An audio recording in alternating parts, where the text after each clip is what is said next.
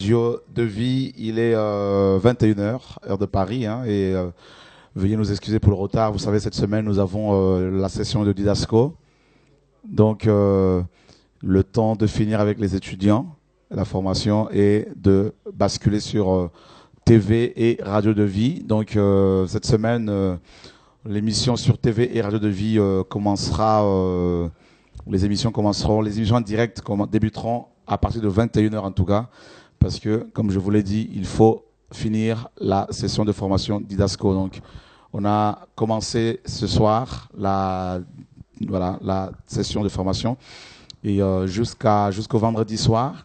Voilà, mais sinon, je sais que vous êtes, comme d'habitude, très nombreux à être connectés pour recevoir votre nourriture et également témoigner de toutes les belles choses que le Seigneur opère en ce moment dans nos vies, dans nos maisons. Donc, nous sommes le 2 octobre 2012 et il est 21 heures, heure de Paris. Pasteur Gilbert, bonsoir.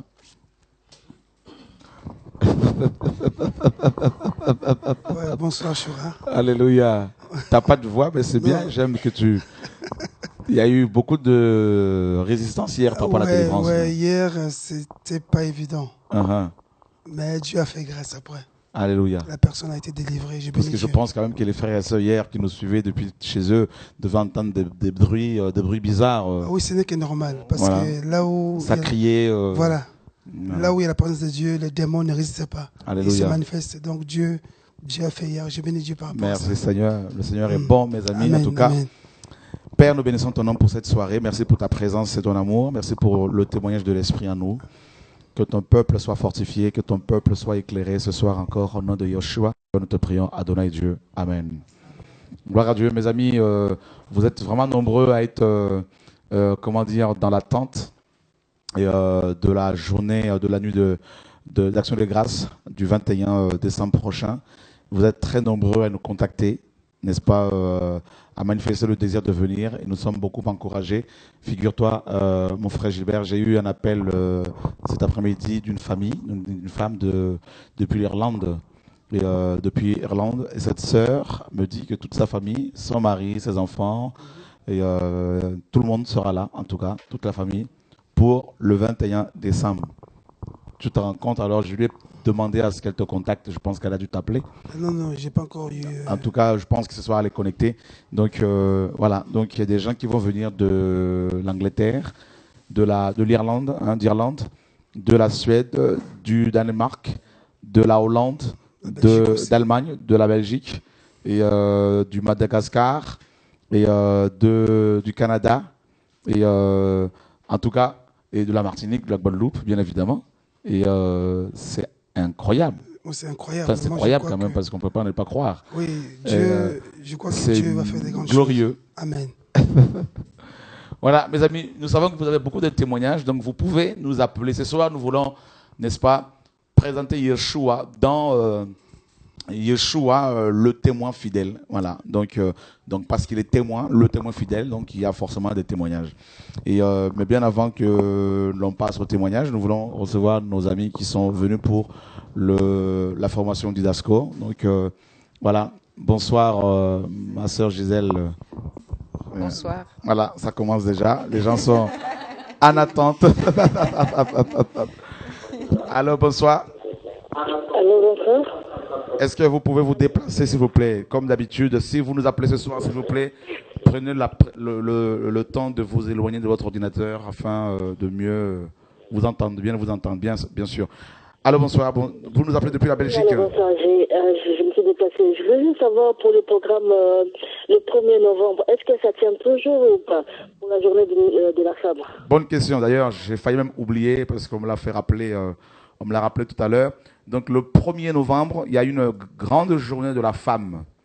Hein, c'est une journée des femmes. Et c'est à Ris-Orangis.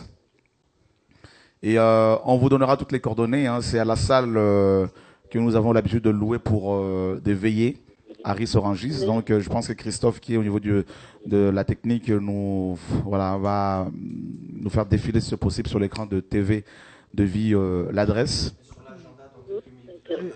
Est-ce que ça va commencer à quelle heure le matin? En tout cas, à partir de 10h, c'est toute la journée. Et voilà, en tout cas, vous êtes invités à cette journée, hein, toutes les femmes, les hommes. De toute façon, j'attends que ça, c'est les 21 aussi. Normalement, j'appelle depuis Bruxelles, donc je suis impatient d'être là. Et je suis TV depuis longtemps, c'est une soeur qui m'a donné. J'ai même déjà téléphoné pour faire un témoignage, mais que Dieu vous bénisse vraiment énormément. Merci. Je ne sais pas quoi vous dire, c'est les réveils.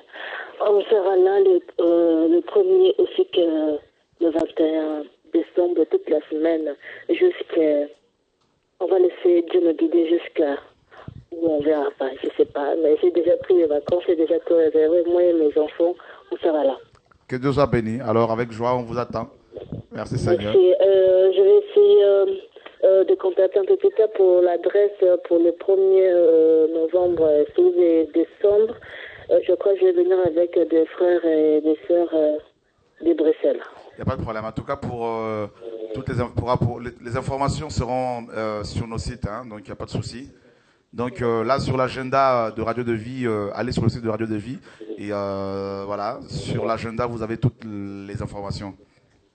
Ok, merci. Et j'ai béni les frères et les sœurs qui sont avec vous à côté. Que Dieu nous guide ce soir et merci beaucoup. À bientôt. Merci, au revoir. Voilà, les gens appellent. Donc bonsoir, hein. Bonsoir Gisèle. Bonsoir. Tu es venu bien sûr de la Suisse oui, pour la formation. Pour la formation. Oui. Alléluia. Tu as été béni ce soir par l'enseignement de notre frère Hugues. Grandement, grandement. Gloire à Dieu. Grandement. Merci Seigneur. Dieu est bon. Marine également, qui est inscrite également. Oui, je me suis inscrite et j'ai été sélectionnée. Gloire à Dieu. Waouh. Donc j'ai fait mon devoir comme tout le monde. Amen. Amen. Alléluia. Donc depuis la Suisse. Oui, depuis la Suisse, c'est vraiment la grâce, c'est la grâce du Seigneur. Quand je suis repartie au mois de juillet, avec les sœurs, on n'était pas déjà, on était je crois 4. Mais à l'heure actuelle, on est 10. Dans votre église de maison? Oui, wow. On est 10 parce qu'il y a des jeunes qui nous ont rejoints. Wow. Des jeunes qui étaient dans d'autres assemblées. Et ils me disent, mais quand nous, moi, quand on prie, et parfois je commence à parler en langue, mais tout le monde me regarde bizarrement. Et puis on dit, mais c'est quoi? Ça, c'est la sorcellerie et tout. J'ai dit, non, non, non, non, non. C'est biblique, c'est un don comme un autre, c'est un don. Alors, vraiment, il y a des jeunes qui commencent à revenir parce que c'est... Vous savez, c'est des jeunes autrefois qui étaient, quand on avait une première cellule, mais qui ont été blessés vraiment par le conducteur qu'on avait. Alors, il y a beaucoup qui sont repartis dans le monde. D'accord. Oui, mais maintenant, là, ils reviennent. Et, vraiment, le Seigneur, il est merveilleux. Au départ, la parole était vraiment... Parce qu'avec le feu... Ah non, mais là, il me faudra encore du feu, hein, vraiment. Wow. Quand je suis rentrée, ils ont trouvé que c'était trop dur, que j'ai vraiment la parole. Bon, on me dit, Gisèle, non, il faut la sagesse, il faut l'amour. Je dis justement, c'est cet amour-là, parce que si je ne dis pas la vérité, moi, je n'invente rien, c'est ce qui est dans la Bible, c'est la parole. On doit vraiment rentrer à la parole primitive. On veut le réveil, on veut que le Père se manifeste au milieu de nous, mais il faut aussi qu'on se laisse tailler par le Père. Il faut qu'on soit prêt à payer le prix. Donc, bon, le Seigneur nous fait du bien, il nous aide. Alléluia. Le Seigneur nous aide. Que Dieu soit béni en tout cas. Il est merveilleux. Et bonne continuation dans avec votre assemblée de maison. Merci Seigneur. Hein, donc, beaucoup d'encouragement. Et nous avons également des amis qui sont à ma droite, et notamment Rita qui nous vient d'Ottawa. Et bonsoir. Bonsoir. Comment vas-tu? Très bien. Jérémy m'a dit que tu allais venir et quelle surprise. Ouais. Tu es arrivé aujourd'hui? Là, il n'y a même pas quelques heures. Waouh. J'ai encore le décalage. J'imagine 6 heures de décalage. Et comment s'est passé le voyage, tout ça? Oui, par la grâce du Seigneur, tout s'est très bien passé. Le voyage s'est magnifiquement bien passé. J'ai failli rater mon vol à 3 minutes. Waouh. Alléluia. Merveilleux Seigneur. Donc tu as été béni ce soir par l'enseignement de notre frère Hugues sur la fin de temps? Beaucoup. Au centre d'Idasco? Oui, beaucoup. Je suis vraiment béni. Amen, amen, amen. Que ce soit béni. En tout cas, on aura beaucoup de choses à partager durant ton séjour ici. Alléluia. Merci Seigneur. Et puis bonsoir, comment vas-tu? Bonsoir, ça va. Dieu est bon. Merci, ça va. Tu es aussi inscrit à l'école d'Idasco? Oui, ça fait la 2e session. D'accord. Ouais. Tu découvres des choses, tu apprends, tout ça? Oui, j'apprends beaucoup. Amen. J'apprends beaucoup et puis aujourd'hui on a beaucoup appris par rapport à Israël. D'accord. Puis la fin des temps, et puis on apprendra jusqu'à vendredi. Alléluia, gloire à Dieu. Que Dieu soit béni. Et puis, bien sûr, nos sœurs qui sont derrière, bonsoir. Oui, bonsoir. Comment vas-tu? Ça va. Dieu est bon. Oui, tout à Alléluia, fait, oui. que le Seigneur soit béni. Et donc, tu es aussi inscrite? Oui, je me suis inscrite. C'est Donc, la première fois que tu assistes au ouais, centre? c'est la première fois. D'accord. J'assiste, c'est la première fois. Donc, Ah. je m'appelle Christelle. Ok. Je suis à l'Assemblée de Créteil. D'accord. Donc, j'ai été tout de suite touchée par le message quand j'ai regardé, quand j'ai écouté Radio de Vie. D'accord. Il y a combien de temps de cela? Oh, il y a ça va faire 3 ans. J'ai pas 3 trop ans. Ok. la notion du temps. Mais Tu as un témoignage puissant, Christelle.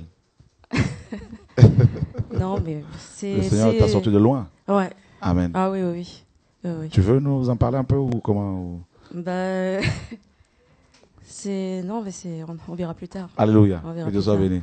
Que le Seigneur soit béni. Alléluia. Il fait des grandes choses et je bénis vraiment le Seigneur parce que il y a une parole qui dit que la moisson est grande, D'accord. mais il y a peu d'ouvriers. Mhm.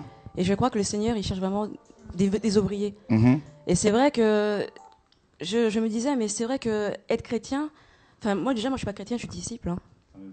Parce que je suis en train d'apprendre. D'accord. Parce que chrétien, il faut être comme Christ, et c'est pas D'accord. encore mon cas. J'ai encore D'accord. beaucoup de choses à apprendre. Mais c'est vrai que ce que j'ai dans mon cœur, en fait, c'est que le Seigneur, il y a beaucoup de gens qui veulent servir le Seigneur, mais encore faut-il pouvoir obéir à cette parole, Mhm. pouvoir tenir ferme, pouvoir dire non à toutes ces choses que ce monde nous propose. Mhm. Et c'est vrai que quand moi je regarde en arrière dans ma vie, je me dois de continuer, quoi, de ne pas lâcher. Amen. Parce que je sais aussi que j'ai cette espérance, parce que j'avais pas d'espérance quand j'étais dans le monde. Mon espérance, c'est la Nouvelle Jérusalem. Et je sais aussi qu'il y a des gens derrière moi, il y a ma famille. Mhm. Je prie pour ma famille, je prie pour mes collègues. Je veux que vraiment que je sais que j'ai un fardeau. Comme dit le Seigneur, on a un fardeau qui est léger. Mhm. Mais c'est aussi une grande responsabilité quand on se Tout à fait. convertit, parce que c'est pas que pour nous-mêmes, mais c'est aussi pour notre famille, pour la Tout à fait. génération qui vient, quoi. Tout à fait. Donc moi là, je suis en vacances, j'en profite. Et là, j'ai pris. J'habite à Torigny, donc c'est un petit peu loin, et donc j'ai pris un hôtel et Wow. je veux vraiment en profiter, quoi. Pour rester toute une semaine ici. Ouais, un hôtel à côté, là, à Évry. Ah ben dis donc, Voilà. dis donc, mes amis, vous vous rendez compte de ce que Dieu fait. Ouais, voilà. Que le Seigneur soit glorifié. Amen. Allô, bonsoir. Nous avons quelqu'un en ligne là. Bonsoir. Allô. Oui, bonsoir, c'est Chantal d'Aubagne. Chantal, comment vas-tu, Chantal? Très, très bien. Voilà, alors j'appelle parce que après le message d'hier, c'était super parce que bon, ça fait vraiment du bien. L'arbre de vie, Jésus, l'arbre de vie, voilà, là, on l'aime, on l'adore de plus en plus. Amen. Et pendant ce message, le Seigneur m'a rappelé, il y a quoi, 1 an en arrière à peu près ou plus, j'avais posé la question au Seigneur, mais Seigneur, pendant les fêtes de Noël, les gens font des arbres de Noël, oh, c'est pas bien grave, même s'il faut un arbre, il n'y a rien de... mais je savais que le Seigneur ne voulait pas, alors j'étais là et je persistais, Seigneur, mais dis-moi pourquoi et pourquoi. Et puis un jour, le Seigneur m'a vraiment répondu, et il m'a dit, tu as un arbre planté près d'un courant d'eau, et ces arbres-là, regarde-les, ils sont parés d'or, d'argent, et leur fin finira où? Au feu. Alors là, j'ai réalisé la grandeur de Dieu. J'ai réalisé combien il m'aimait et combien ces choses banales, ces choses qui n'ont vraiment pas d'importance, n'avaient plus rien à faire dans ma vie et dans la vie de ce qui m'entoure.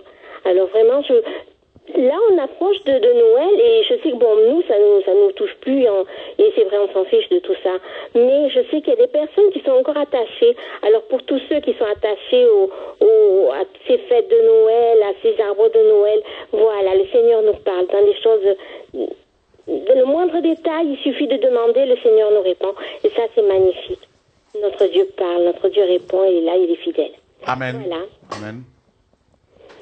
Gloire à Dieu. Merci, hein, merci Chantal. On vous attend le 21 décembre. Oui. On sera là. Alléluia. Merci Seigneur. Gloire à Dieu. En tout cas, bonne continuation. Voilà, que le Seigneur bénisse tous et merci parce que ces messages-là, ça nous rebooste. Merci Seigneur. Plus on va le découvrir, plus on sera amoureux. Ah oui, mais c'est ça. Amen. Merci Seigneur. Allez, au revoir. Au revoir. Alors, comme d'habitude, vous savez, on n'a pas d'autre message que la personne de Yeshua. On ne veut plus de distraction. On ne veut plus de mélange. Et nous voulons vivre Christ dans sa plénitude. N'est-ce pas, ma sœur Anne Guyon? Et merci de nous rejoindre ce soir. Ça fait plaisir. Bonsoir. Bonsoir. C'est vrai que j'ai pas beaucoup dormi. Je suis fatiguée physiquement. Mais j'ai été tellement touchée par le message ce soir qu'on a reçu. Alléluia. C'est un message qui peut paraître simple à la base, mais ce qui est simple nous aide à comprendre ce qui est compliqué, ce qui est complexe. Et je bénis vraiment le Seigneur pour cette parole qu'on a reçue ce soir, parce que ça nous a fait voir les choses autrement. D'accord. Par l'histoire, c'est vrai que la Bible est un livre qui vient de l'Esprit de Dieu, mais c'est aussi un livre qui parle de l'histoire de l'humanité. Bien sûr. Et donc, l'homme s'inscrit dans un temps, bien que Dieu soit complètement hors du temps. Et le fait qu'on s'inscrive dans un temps, Dieu, puisqu'il nous a créés, est obligé aussi d'inscrire son plan dans le temps qu'il a donné aux hommes. Et le fait de comprendre et de détailler l'histoire des hommes au travers de la parole, de ce qu'on a vécu avec ces horloges, justement, c'est-à-dire Israël, l'Église et le monde, on comprend dans quel temps on est aujourd'hui. Et ça nous montre vraiment que on est dans un temps qui devient vraiment chaud. On s'aperçoit que la plupart des prophéties sont déjà accomplies et que celles qui sont en train de s'accomplir sont les dernières qui sont écrites dans la parole. Tout à fait. Donc, ça donne vraiment un sentiment d'urgence de où on en est là aujourd'hui. Et moi, je suis vraiment, malgré la fatigue, très heureuse d'être là pour encore entendre la parole et être encore enseignée. Cet enseignement dont tu parles a été dispensé ce soir au centre Didasco. Au centre Didasco. Parce qu'il y a des frères et sœurs qui se disent, mais nous alors, alors vous le recevrez, ça a été enregistré et quand il sera mixé, quand il sera travaillé comme il faut, on le mettra sur le sur le site Didasco et on le mettra aussi dans tous les médias que l'on a dans cette œuvre. Et alors moi, il y a une chose qui m'a vraiment frappée, c'est que le serviteur qui nous a partagé la parole ce soir a dit à la fin, pour clôturer, que c'était l'alliance des nations, et moi j'ai dit contre Christ. Et le Seigneur a donné à toi, son serviteur, une autre vision qui est très différente, c'est l'alliance des nations pour Jésus-Christ. Amen. Et c'est pas la même alliance. L'alliance des nations contre Jésus-Christ sont là pour contre Jésus-Christ et contre Israël sont là pour détruire le plan de Dieu. Alors que la vision que le Seigneur t'a donnée, c'est que les nations s'unissent non pas pour faire quelque chose de mal, mais simplement pour que Christ leur soit présenté. Voilà, que les nations reçoivent Christ pour qu'elles échappent à ce plan terrible des temps de la fin. Donc vraiment, ça m'a frappé le cœur, ça, et j'ai dit, oh Seigneur, je te remercie d'avoir été touché par toi, de ne pas faire partie des nations qui se liguent contre son sein. Contre le Saint d'Israël, je veux dire. Yeshua. Voilà, Yeshua. Alléluia. Donc je bénis le Seigneur. C'est terrible ce qui se passe, frère, cet enseignement. Je sais que notre frère Hugues, qui l'a dispensé ce soir, et depuis quelques années, il avait vraiment cela à cœur, et nous voulons vraiment l'encourager, ainsi que Maïna, son épouse. Vous voyez, frère, c'est une équipe des ministères que Dieu lève en ces temps de la fin pour proclamer le retour du Mashiach. Amen. Et ça, c'est merveilleux de voir que c'est pas une seule personne, c'est pas 2, 3, 4, mais c'est toute une équipe des ministères que Dieu a levés, n'est-ce pas, et des gens qui sont là depuis des années. Amen. Je voudrais juste rajouter que ce frère, je le connais depuis 10 ans. Je l'ai vu évoluer aussi. Je l'ai vu beaucoup souffrir. Je l'ai vu beaucoup supporter. Tout à fait. Et quand on voit les fruits aujourd'hui de la grâce que le Seigneur lui fait de comprendre les Écritures et de les partager, ça encourage à persévérer et ça encourage à aller plus profondément dans la parole et d'être ce soldat qui supporte, en fait, qui souffre pour le nom de Christ et non pas de souffrir à cause des péchés qu'on peut commettre. Effectivement. Voilà. Donc beaucoup de personnes qui confondent, beaucoup de chrétiens entre guillemets, qui confondent en fait ce qu'ils supportent à cause de leurs péchés et qu'ils prennent pour des épreuves. Non. Moi, ce frère, je l'ai vu souffrir à cause de Christ. Je l'ai vu souffrir à cause de Christ. Et quand je vois les fruits qu'il porte aujourd'hui dans la parole, j'ai été extrêmement béni ce soir. vraiment extrêmement béni. Et je sais qu'il nous a donné seulement les prémices de ce que le Seigneur lui a donné. Amen. Parce qu'il y avait des personnes qui pouvaient pas non plus supporter plus. Donc il faut y aller doucement. Donc on y va doucement. Mais je sens tellement de trésors de ce qu'il a reçu que j'ai hâte d'entendre la suite, quoi. Alléluia. Amen. Donc demain, il va bien sûr au centre Didasco apporter la suite. Et voilà, c'est magnifique. Bien sûr. Bon, moi, je voulais rajouter quelque chose par rapport à Hugues. C'est-à-dire, quand j'étais à Blois, la vision que j'avais reçue que le centre Didasco, ça sera international. Les gens viendront par tout le monde, en fait. Je voyais des Chinois, des gens qui venaient pour prendre le feu. Tout le monde ramenait un cahier, en fait. Les gens écrivaient, ils étaient pressés parce que le temps était compté. Alors ça, je n'ai pas dit à l'apôtre. J'avais caché. Alors, je vis Hugues, ces jours-là, de la vision, en train de corriger, de devoir, en fait. Je n'ai pas compris. Je vais voir ça. Ça, je n'ai pas dit. Tu vois ça? Je vis Hugues, en train de faire des corrections. Tu vois. Quand j'attends qu'aujourd'hui, c'est lui qui a prêché, j'ai béni Dieu. C'est des confirmations. Alléluia. C'est magnifique. Dieu fait son œuvre. Ce frère a beaucoup été persécuté à cause de son ministère. Et il a fait beaucoup. Il a travaillé énormément dans ce ministère auprès de moi. Mais comme avec le nettoyage que le Seigneur a fait, mes amis, les vrais enfants de Dieu retrouvent, n'est-ce pas, cette liberté pour pouvoir mieux travailler. Et nous bénissons Dieu pour l'œuvre qu'il fait au nom de Yeshua. C'est très encourageant. Et nous allons ce soir, comme d'habitude, vous présenter la seule personne qui mérite toute la gloire, la seule personne qui mérite nos honneurs, qui mérite nos acclamations, la seule personne, mes amis, devant laquelle nous devons nous agenouiller, c'est le nom, bien sûr, de Yeshua. C'est la personne de Yeshua. Et nous avons vu hier que dans la Bible, il y a la botanie. C'est ça, non? Il y a la biologie, pardon. Il y a la biologie, donc, on a vu Yeshua dans la biologie hier, donc Yeshua en tant qu'arbre, n'est-ce pas? L'arbre de vie, donc, et dans la Bible, il y a aussi l'histoire, donc il y a Yeshua, l'historien, on en parlera aussi, d'accord? Donc, on a vu Yeshua, le prophète. Dans la Bible, il y a aussi, mes amis, le code pénal. Donc, le code civil. Dans la Bible, il y a tout. D'accord? Et ce soir, nous allons vous présenter Yeshua. Non, le Yeshua, l'arbre, on l'a vu hier. Non, le lion. Mais nous allons vous présenter Yeshua, l'avocat. D'accord? Mes amis. Comment une seule personne peut-elle remplir autant de fonctions, jouer autant de rôles?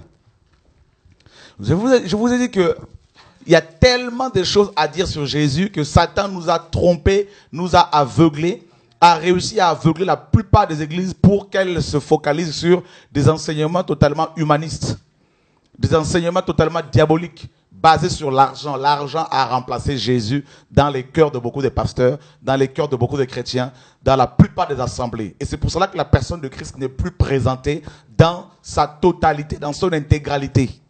Voyez? Et ça, c'est terrible, frère. Donc, je disais que dans la Bible, il y a le côté, il y a la législation, il y a plusieurs, mes amis, aspects de la personne de Yeshua que nous allons découvrir jusqu'à l'enlèvement de l'Église. Il n'y aura pas d'autre message que la personne de Yeshua qui sera, en tout cas, révélée. Nous sommes dans 1 Jean, chapitre 2. Et nous lisons, je demanderai à Anne de nous lire 1 Jean chapitre 2, du verset 1er au verset 2. Je vais lire par la foi sans lunettes. Alléluia. Est-ce que tu crois que Dieu peut guérir tes yeux, Anne? Eh bien, il peut te guérir au nom de Yeshua ce soir. 1 Jean 2, versets 1 et 2, c'est ça? Oui. Mes petits enfants, je vous écris ces choses afin que vous ne péchiez point. Et si quelqu'un a péché, nous avons un avocat auprès du Père, Jésus-Christ le juste. Il est lui-même une victime expiatoire pour nos péchés, non seulement pour les nôtres, mais aussi pour ceux du monde entier. Alléluia. Frère, vous avez vu ici notre frère Jean. Jean l'a dit dans Apocalypse 1:9. Il dit, moi Jean, votre frère. Donc c'est notre frère. Et comme Jean est notre frère, il ne peut pas, n'est-ce pas, nous dire des sottises. Et surtout qu'il était appelé de Dieu et oint par lui, envoyé par lui. Et il a marché à côté de Yeshua pendant 3 ans et demi. Et il a eu la révélation de la personne de Yeshua. Et dans Apocalypse. Et Jean dit ici, il était un vieillard, bien sûr, quand il va écrire cette lettre. C'était dans les années environ 85, 90, après Yeshua. Donc Jean, notre frère, était le dernier apôtre, n'est-ce pas, à mourir. Et il était un vieillard. Il devait avoir, mes amis, plus de 90 ans au moins. C'était un vieillard et il parle à ses petits-enfants. Il ne parlait même pas aux enfants, mais aux petits-enfants. Vous voyez, donc Jean avait vu plusieurs générations, n'est-ce pas, donc des chrétiens qui étaient en fait les résultats ou les conséquences, les fruits, notamment de son ministère. Donc il avait vu les enfants de ses enfants dans la foi. Et là, en tant que grand-père dans la foi, il va parler à ses enfants qui étaient encore faibles, qui pouvaient, n'est-ce pas, commettre encore des péchés. Et Jean, n'est-ce pas, dit, mes petits enfants, je vous ai écrit ces choses afin que vous ne péchiez point. Et si quelqu'un a péché, nous avons un avocat auprès du Père, Jésus-Christ le juste. Si Jean présente Jésus comme étant l'avocat, ça veut dire qu'il y a quelqu'un qui joue le rôle de l'accusateur. Voyez, frère? Donc, qui dit accusateur, dit accusation.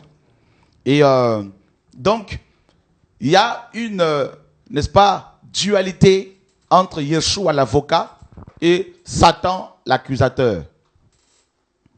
Et vous allez voir, demain, si Dieu le permet, on verra maintenant Yeshua en tant que juge. On verra, frère. Nous sommes ici, mes amis, nous sommes ce soir dans un tribunal. Oh, c'est dans la Bible, la frère, il y a tout. Dans les églises, on peut parler que de Jésus du matin au soir, mais pourtant, il n'y a plus de message. Jésus, l'avocat. Donc, frère, laissez-moi vous dire que vous avez un avocat.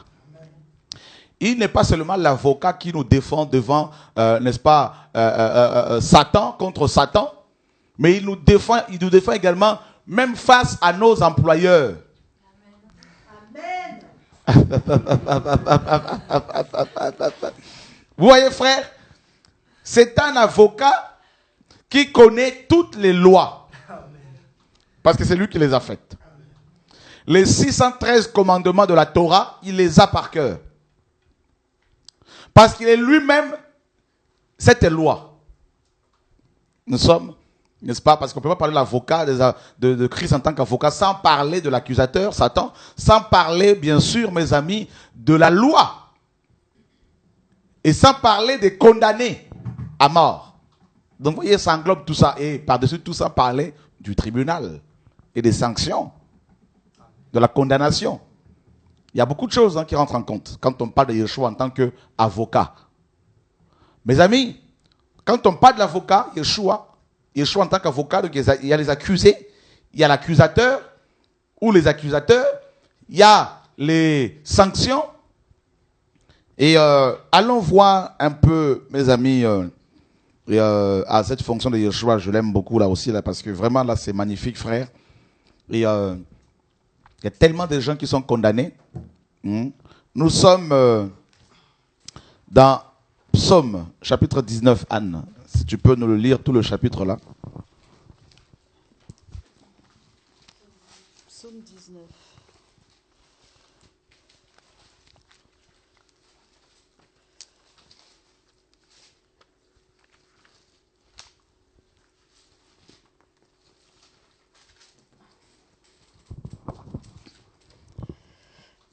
Dieu est bon. Psaume 19, on va lire tout le chapitre.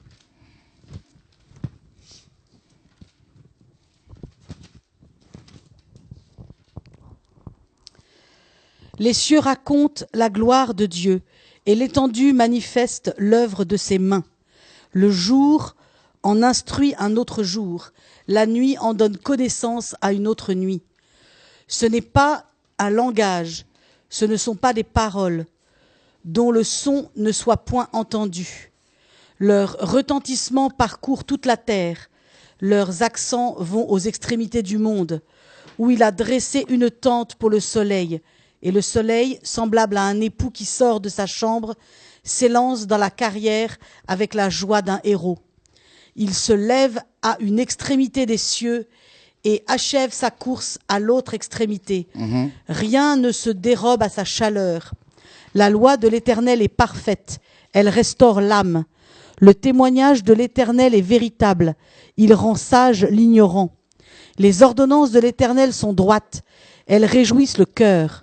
Les commandements de l'Éternel sont purs, ils éclairent les yeux. La crainte de l'Éternel est pure, elle subsiste à toujours. Les jugements de l'Éternel sont vrais, ils sont tous justes. Ils sont plus précieux que l'or, que beaucoup d'or fin. Ils sont plus doux que le miel, que celui qui coûte des rayons. Ton serviteur aussi en reçoit instruction. Pour qui les observe, la récompense est grande. Qui connaît ses égarements? Pardonne-moi ce que j'ignore. Préserve aussi ton serviteur des orgueilleux, qu'il ne domine point sur moi. Alors je serai intègre, innocent de grands péchés.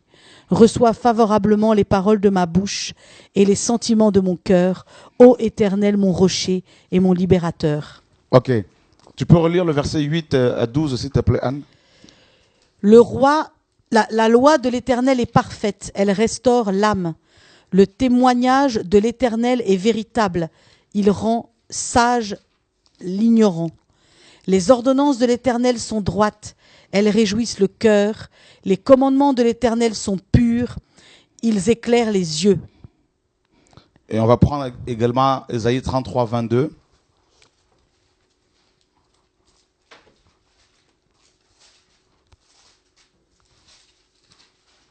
Merci Seigneur pour ta parole.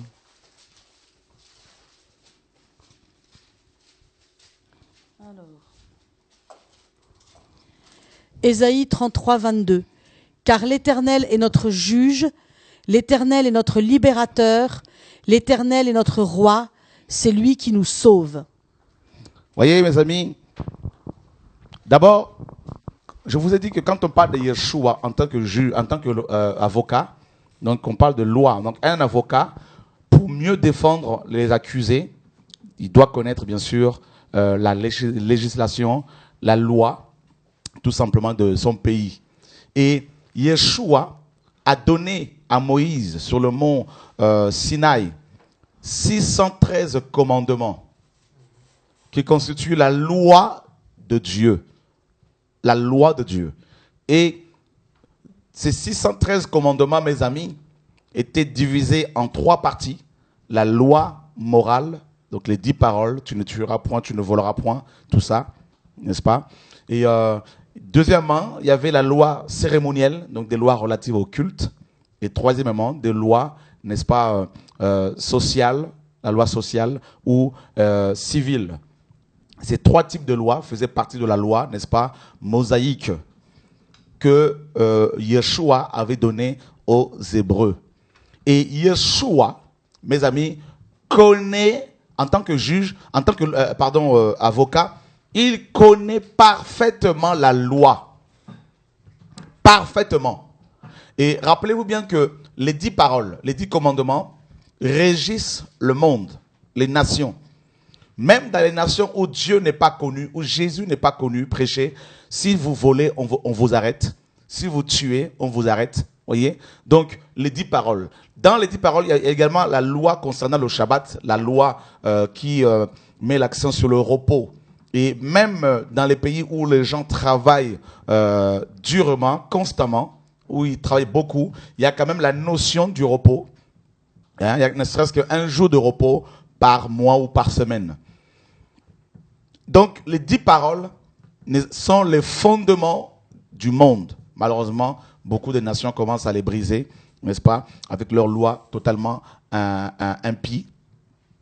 Et donc, Yeshua, en tant qu'avocat, connaît la loi de Dieu, étant donné qu'il est lui-même la loi de Dieu. Voilà pourquoi dans Psaume 19, il est dit que la loi de l'Éternel est parfaite. N'est-ce pas? Et elle restaure l'âme. Et les commandements de l'Éternel sont, n'est-ce pas, bons et donnent de l'intelligence aux ignorants. Voyez, frère, si vous trouvez un avocat parce que vous avez péché, parce que vous avez commis, n'est-ce pas, un délit, si cet avocat ne connaît pas la loi, par exemple la loi française, eh bien, vous allez, même si vous n'avez pas commis un délit, si on vous accuse faussement et que vous trouvez un avocat qui ne connaît pas la loi du pays, vous serez, malheureusement, vous serez condamnable. Mais si vous trouvez un bon avocat qui connaît bien la loi du pays, forcément, vous serez relâché, justifié, innocenté, n'est-ce pas? Donc, Yeshua, en tant qu'avocat, connaît parfaitement la loi de Dieu. Il est lui-même la loi, lui-même la parole, la loi parfaite. D'accord? Et maintenant, l'apôtre Jean parle aux petits-enfants qui avaient péché. Il leur dit, nous avons un avocat auprès du Père. Jean connaissait l'accusateur. Parce qu'un jour, Yeshua leur a dit, Pierre, Pierre, Satan vous a réclamé pour vous cribler comme du froment. Mais j'ai prié pour toi, notamment, afin que ta foi ne soit pas détruite. Voyez? C'est ça le rôle. Un des rôles de l'avocat qui est Yeshua, un des rôles que Yeshua exerce, une des fonctions qu'il exerce en tant qu'avocat, c'est l'intercession. L'intercession. La plaidoirie. C'est ça l'intercession. Il va plaidoyer, il va parler au Père. Il est le même Dieu, bien sûr, comprenez, c'est un mystère. Mais c'est l'intercession. Il va intercéder. Alléluia. Il va prier. Et on a vu ici on va voir tout à l'heure par rapport à l'intercession, mais allons voir rapidement dans Ésaïe 33, on l'a lu tout à l'heure, Anne. Je vais le lire rapidement, Ésaïe 33, 22. Car Yahvé est notre juge. Ça, on verra cela demain. Yahvé est notre législateur. Yahvé est notre roi. Ici, nous avons toutes les fonctions, bien sûr, d'un gouvernement qui se retrouve entre les mains de Yeshua. Voyez, nous avons la législative, donc la fonction législative, le pouvoir législatif. Nous avons le pouvoir exécutif et nous avons le pouvoir judiciaire. Voyez, et ça, c'est terrible, frère. Nous avons ces trois pouvoirs, on les a étudiés à l'école, n'est-ce pas? Le pouvoir législatif, le pouvoir judiciaire et le pouvoir exécutif. Tout ça là, Yeshua, il rase tous ces trois types de pouvoirs, mes amis. Yeshua les tient dans sa main. Mes amis. Hein? C'est-à-dire, le pouvoir législatif fait quoi? Fait de loi. D'accord? Donc, c'est lui-même qui a fait la loi. C'est lui-même qui a mis en place la loi. Il a donné à Moïse. Le pouvoir exécutif fait quoi? Exécute des lois qui ont été votées par les députés, validées par les sénateurs. D'accord? Ça, c'est le pouvoir législatif. Nous avons les députés et les sénateurs. Et Jésus est au-dessus de ce pouvoir-là. Le pouvoir exécutif, nous avons quoi? Nous avons la police, qui vont exécuter les décisions, n'est-ce pas, des députés et des sénateurs. Et le pouvoir, n'est-ce pas, judiciaire, nous avons les avocats, les juristes, les juges, les tribunaux. Vous voyez, frère? Donc, ça veut dire quoi concrètement? Ça veut dire quoi? Jésus est au-dessus du ministère de la justice, au-dessus du ministère de l'Intérieur, qui gère la police. Hein?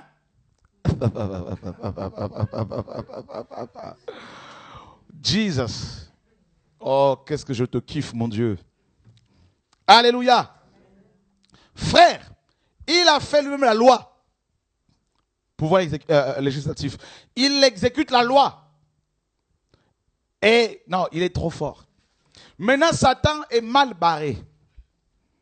Satan est en mauvaise posture parce que il a affaire à un avocat qui est à l'origine de la loi. Hein? Maintenant, on peut acclamer le Seigneur, frère.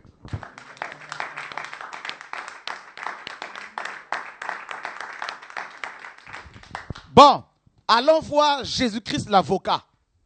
Je dis bien, je précise, hein.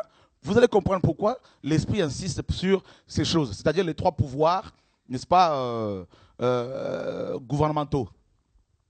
Le pouvoir législatif pour faire des lois, le pouvoir exécutif pour exécuter les lois, n'est-ce pas, et le pouvoir judiciaire pour faire appliquer, bien sûr, faire respecter, n'est-ce pas, ces lois-là. Donc les policiers exécutent les décisions des juges. Et les juges, mes amis, ne font que appliquer les lois qui ont été votées par les députés et par les sénateurs. Vous vous rendez compte, frère?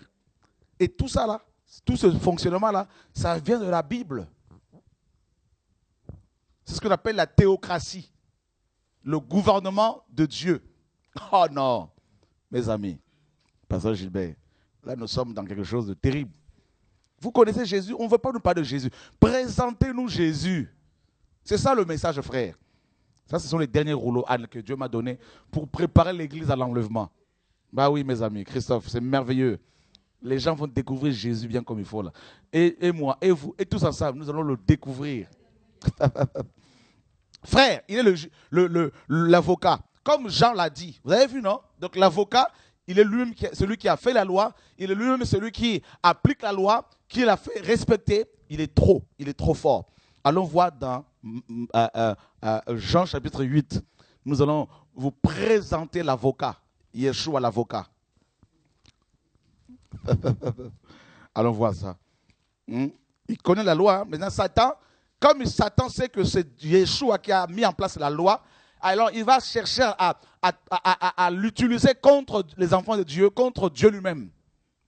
Voyez? Oh, allons voir comment Satan opère. Jean chapitre 8, Anne, versets 1 à 11.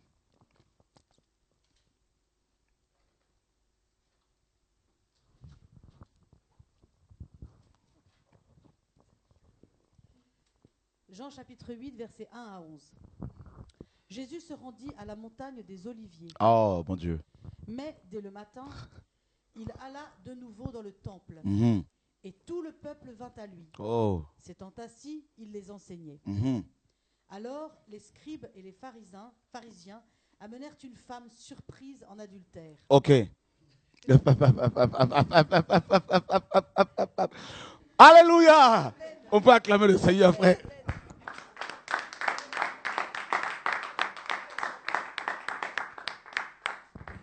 Jésus, l'avocat. Donc ici, nous sommes dans un tribunal. Nous sommes dans un tribunal improvisé. Alléluia. Nous avons une accusée, une femme qui était dans l'adultère. Une femme adultère, Anne. Voilà l'accusée. Nous avons les accusateurs, les religieux, derrière lesquels il y avait Satan. Et nous avons le public, la foule. D'accord?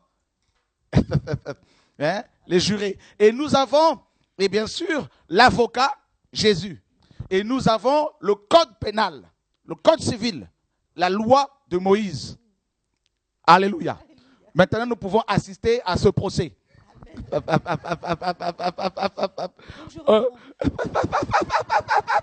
On acclame le Seigneur.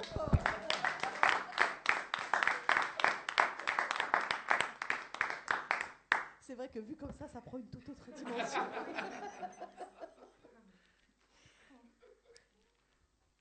Donc dès le matin, il alla de nouveau dans le temple. Tout le peuple vint à lui, s'étant assis, il enseignait. Alors, les scribes et les pharisiens amenèrent une femme surprise en adultère. Et, la plaçant au milieu du peuple, Ils dirent à Jésus, « Maître, cette femme a été surprise en flagrant délit d'adultère. »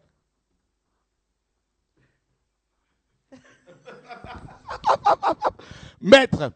Et comment est-ce qu'on appelle les avocats? On acclame le Seigneur.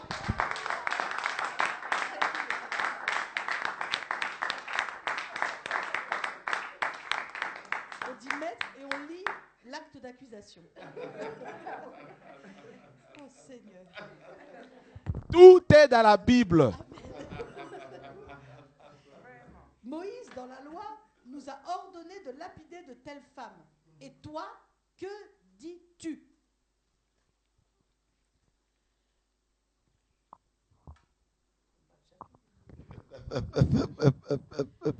Il disait cela pour l'éprouver, afin de pouvoir l'accuser. Mais Jésus, s'étant baissé, écrivait avec le doigt sur la terre. Comme il continuait à l'interroger, il se releva et leur dit, « Que celui de vous qui est sans péché jette le premier la pierre contre elle. » Et s'étant de nouveau baissé, il écrivait sur la terre.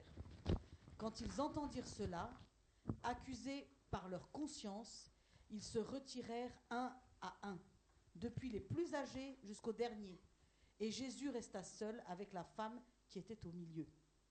Alors, s'étant relevé et ne voyant plus que la femme, Jésus lui dit, « Femme, où sont ceux qui t'accusaient? Personne ne t'a-t-il condamné ?» Elle répondit, « Non, Seigneur. » Et Jésus lui dit, « Je ne te condamne pas non plus, va et ne pêche plus. » Mes amis, vous avez assisté à un procès terrible, relayé par le journaliste Jean, les médias.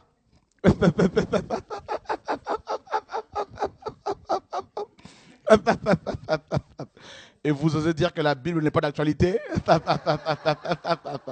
On acclame encore le Seigneur.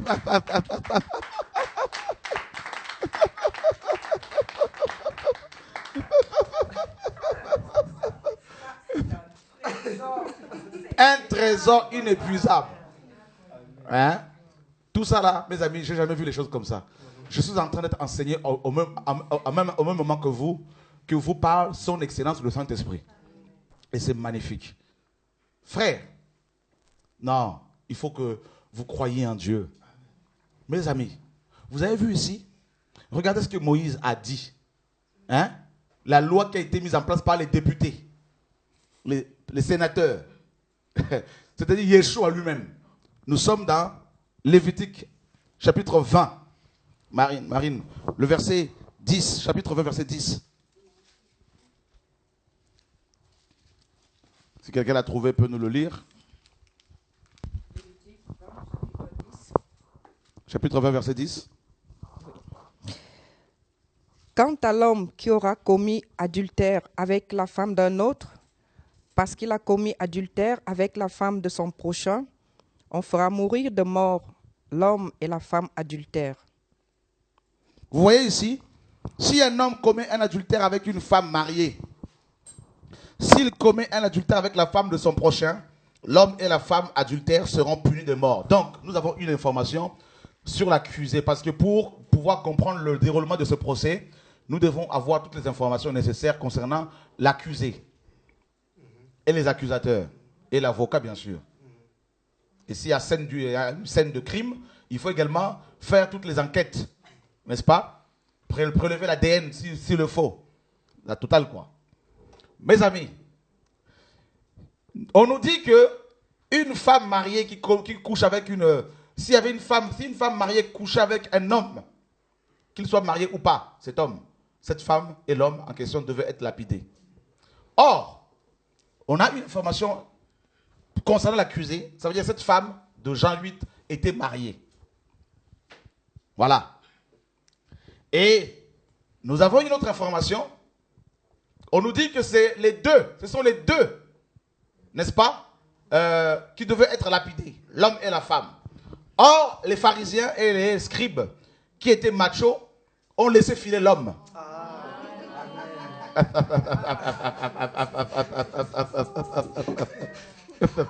Donc, il y avait un vice de procès Hein? Donc, une procédure voilà, donc, vice de procédure, pardon, qu'il fallait, bien sûr, régler, corriger. Donc, il y avait un vice de procédure.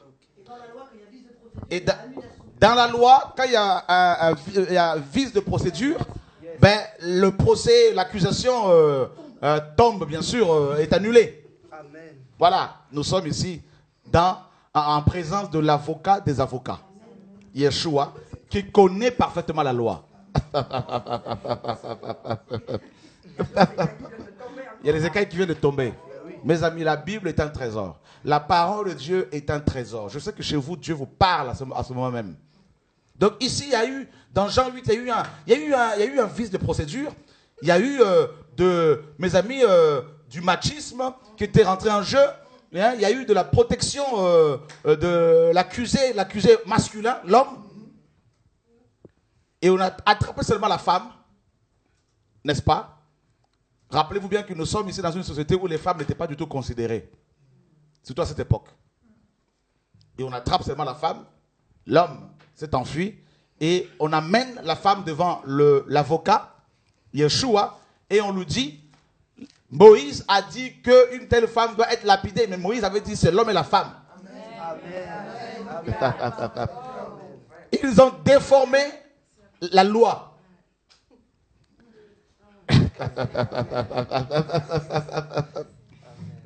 Donc, vous avez vu, frère? Alléluia. On a dit que c'est l'homme et la femme seront punis de mort. Voilà. Alors, maintenant, ils disent, Moïse, dans la loi, nous a ordonné de lapider de telle femme. Toi donc, que dis-tu? Il est l'avocat. En tant qu'avocat, les avocats ne répondent pas tout de suite. Proverbe nous dit que celui qui répond sans avoir écouté, sans avoir réfléchi, commet un acte de sottise, de folie.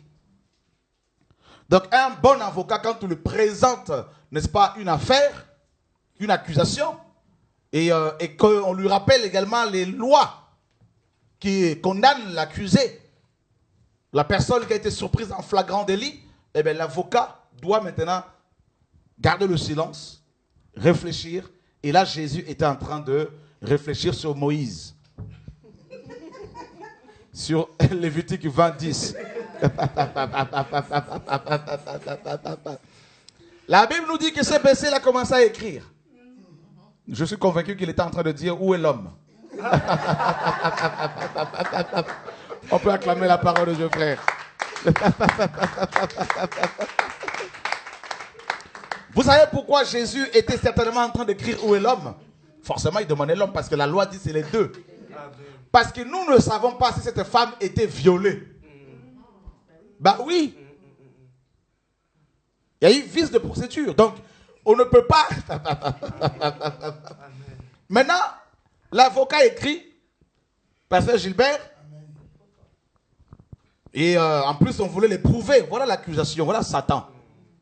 C'est-à-dire, ils n'ont pas seulement voulu accuser la femme, mais ils voulaient également accuser l'avocat.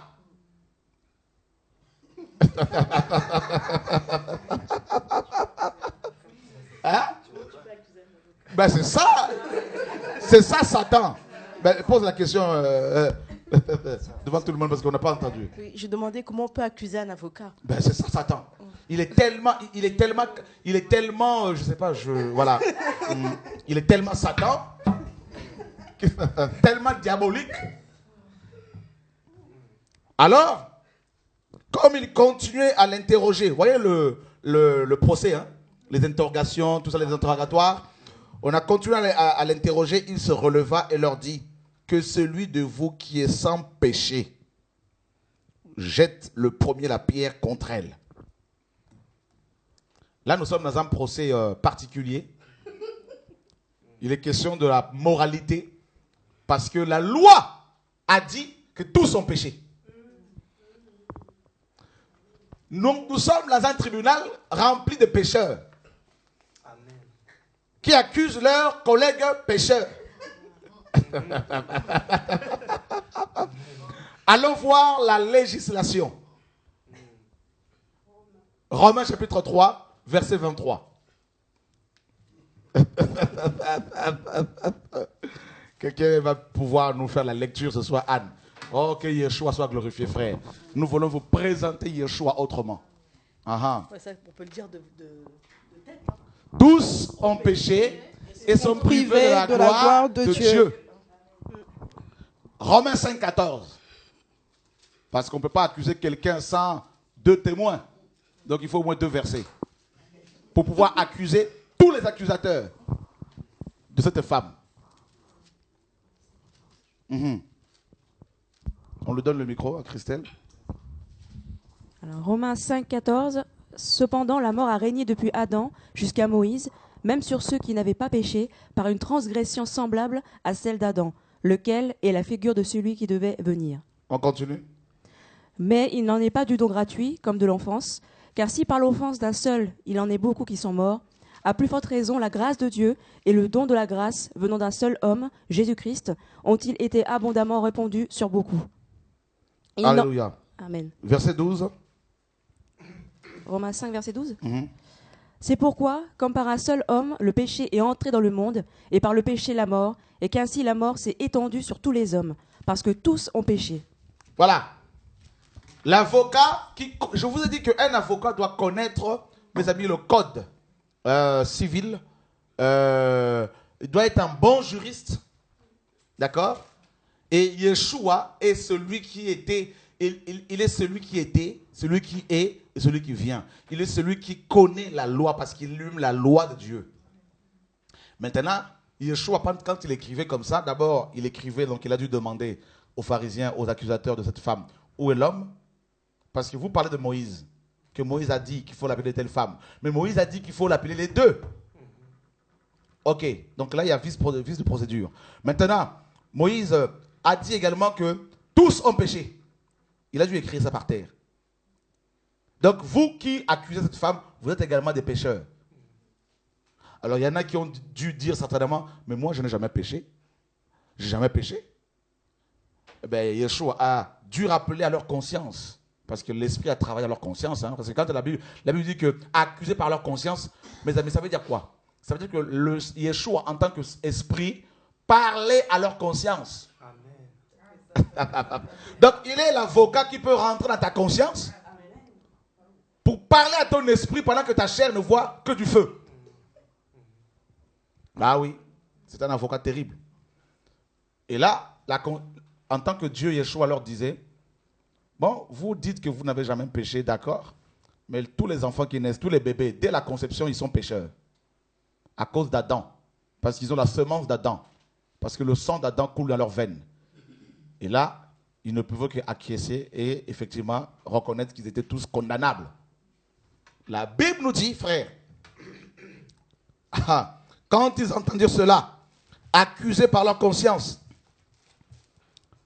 ils se retirèrent un à un, depuis les plus âgés jusqu'au dernier. Et Jésus resta seul avec la femme qui était là au milieu. Vous avez vu que c'était vraiment un procès. Et quand on assiste à un procès, les accusés ou l'accusé est appelé à la barre. Il va être au milieu. Le juge est devant.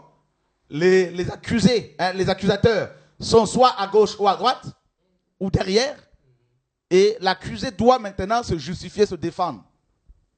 Et on l'examine. On examine ses propos, sa défense. Et c'est exactement ce qui s'était passé ici. La femme était au milieu, Yeshua à côté d'elle, les accusateurs à côté, la foule entourait maintenant tout ce monde-là. Pasteur Gilbert. Et la Bible nous dit qu'ils se sont tous retirés et Yeshua reste seul avec la femme. Et la Bible dit, alors s'étant relevé et ne voyant plus que la femme, Jésus lui dit, femme, où sont ceux qui t'accusaient? Personne ne t'a-t-il condamné? Elle répondit, non, maître. Comme on parle aux avocats. Ce qui est magnifique ici, c'est que cette femme n'avait pas demandé à être défendue. Elle était déjà condamnée. Elle était forcément voilée, prête à être lapidée. Et voilà qu'on lui donne un avocat d'office. Un avocat commis d'office.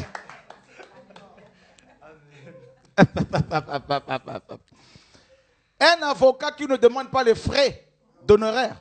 Un avocat, frère. Non.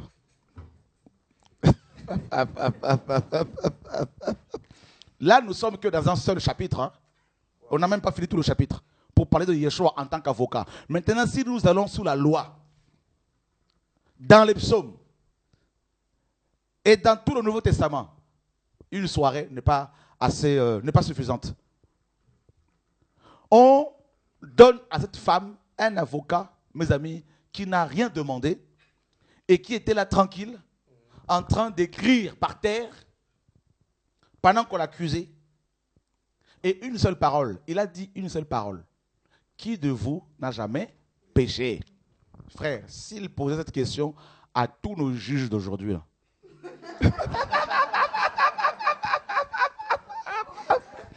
tous les tribunaux vont fermer.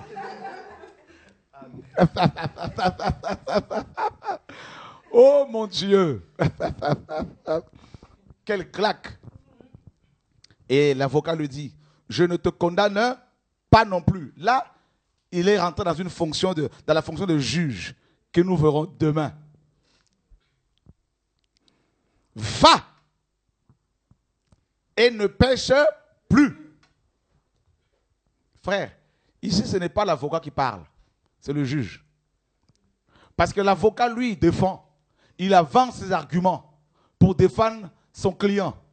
Mais c'est le juge qui décide si l'argumentation de l'avocat est solide, valable, n'est-ce pas, convaincant ou pas. Donc ici, nous avons les deux fonctions de Yeshua, juge et avocat. Et là, c'est l'aspect juge qui maintenant dit à la femme, va et ne pêche plus. Moi non plus, je ne te condamne pas. En tant que juge, je pouvais te condamner.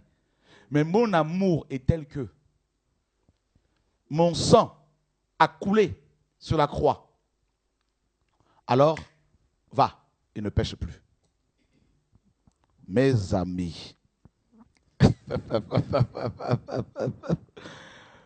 une femme qui, mes amis, était à 2 doigts de la mort et qui était, mes amis, entre Israël et l'enfer.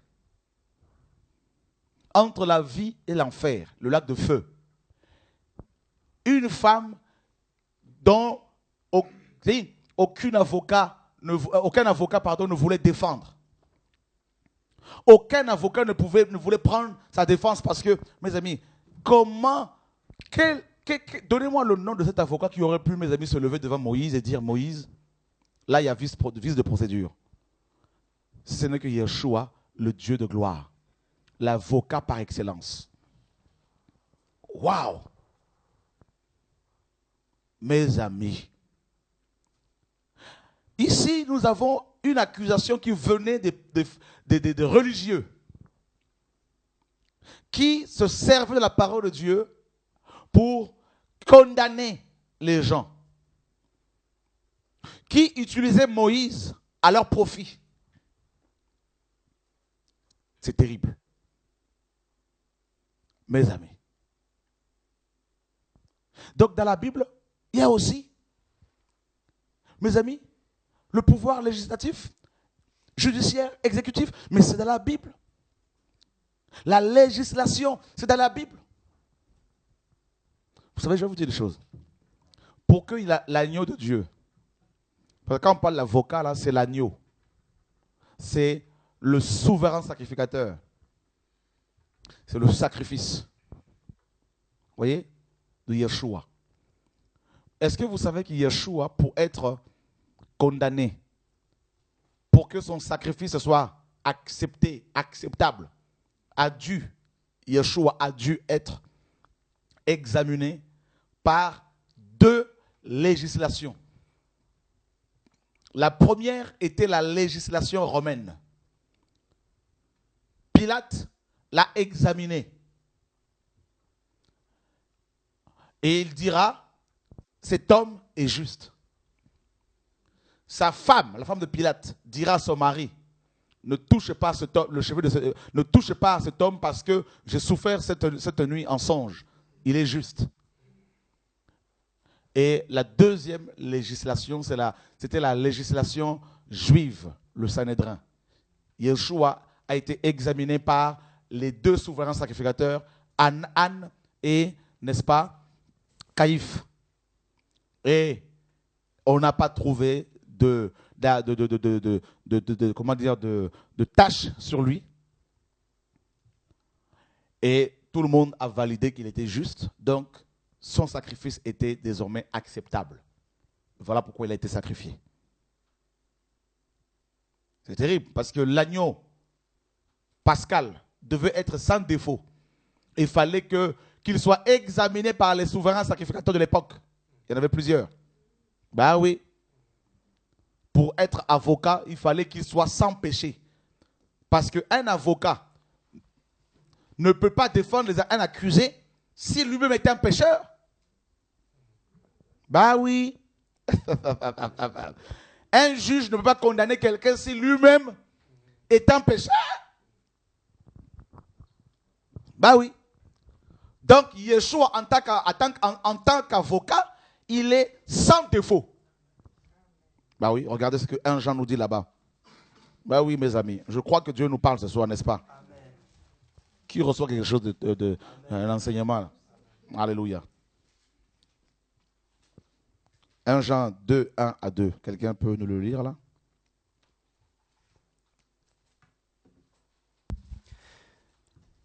Ce qui était dès le commencement, ce que nous avons entendu. 1 Jean 2, 1 à 2. Ah, pardon.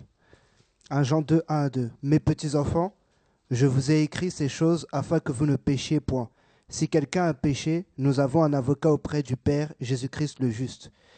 Il est lui-même la victime expiatoire pour nos péchés, et non seulement pour les nôtres, mais aussi pour ceux du monde entier. Il est lui-même la victime expiatoire. Hein? L'expiation. Vous voyez? L'expiation, ce mot-là, en hébreu, nous parle du couvercle qui était sur l'arche, sur lequel le sang des victimes était versé. Voyez? Et ça, c'est magnifique. Frère, en tant qu'avocat, Jean dit que Jésus, en tant qu'avocat, Jésus est la victime expiatoire pour nos péchés à nous, chrétiens. Nos péchés dans le passé. Je ne dis pas qu'il faut pratiquer le péché, ce n'est pas ça le message. Et Jean dit qu'il est également la victime expiatoire pour les péchés du monde entier. Mon pasteur, mon frère, Gilbert. Et ça, c'est terrible. C'est terrible, mes amis.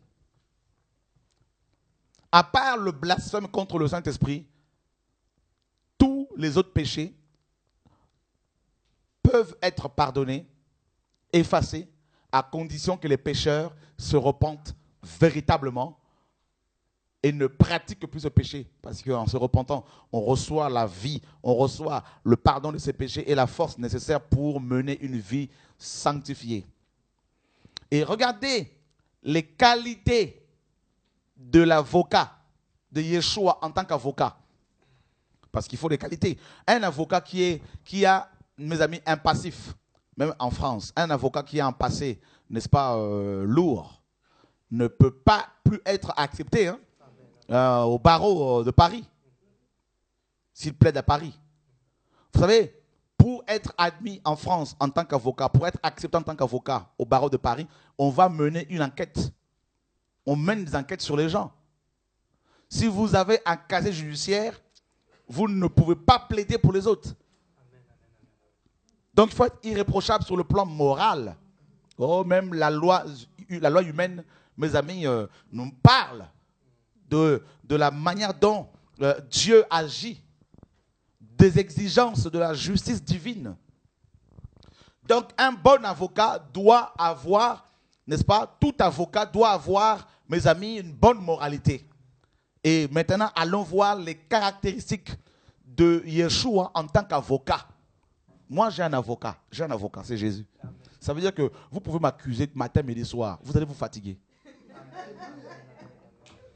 Et je vais dormir pendant que vous m'accusez.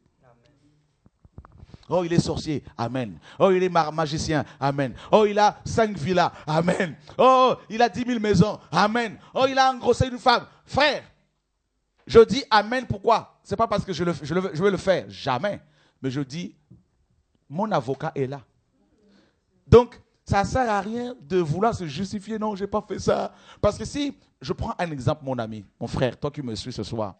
Si 100 personnes t'accusent dans le monde entier, est-ce que tu vas à chaque fois les appeler pour dire que ce n'est pas moi qui ai fait ça? Non, je n'ai pas fait ça. Pourquoi vous dites ça sur moi, tout ça là? On va dire, fournissez les preuves. Voilà. Parce que, vous savez, il faut tout laisser entre les mains de notre avocat. Une personne accusée en France, par exemple, ne va pas chercher à se justifier ici et là. La personne va aller voir un avocat pour pleurer. Maître, je suis accusé de pédophilie. Maître, tout ça. Mais je n'étais pas là ce jour-là. J'étais en voyage. L'avocat dira, monsieur, ok, il n'y a pas de problème. Amenez-moi votre planning. Vous étiez où? En vacances aux États-Unis? Ok. Amenez-moi votre billet. Voilà. Votre facture. La facture de l'achat de votre billet. Est-ce que vous pouvez me fournir tout ça? Il n'y a pas de problème, j'ai tout ça. Alors, amenez-moi tout ça, ne vous inquiétez pas, mais les preuves sont là. Alors, restez calme. On va gagner la bataille. Il n'y a pas de problème. Amen. Voilà, pour mes honoraires, voilà, il faudrait me payer 5 000 €. Alors, nous avons aussi à payer les honoraires de Jésus. Ce n'est pas gratuit, frère. C'est la foi. C'est ça le prix à payer. La foi. Oh, Maître Jésus. Oui. On m'a accusé de tout ça là. Oui. On dit que je suis sorcier. J'ai volé. J'ai fait ci, je fais ça. Ok. Bon. Est-ce que tu veux m'accepter comme ton avocat? Oui, maître. Oui, maître. Alors, venez à moi, vous tous qui êtes fatigués. Allez voir dans ma loi. Dans Matthieu 11, 28 à 29. Venez à moi, vous tous qui êtes fatigués et chargés. Et je vous donnerai du repos. Donc, donne-moi ton fardeau. Toutes ces accusations, donne. Ok, maître, voilà. Elle dépose à mes pieds. Ok, allez, va, dors. Adore-moi. Prie, va chanter. Sers-moi. Continue à me servir. Et laisse-moi maintenant faire mon enquête.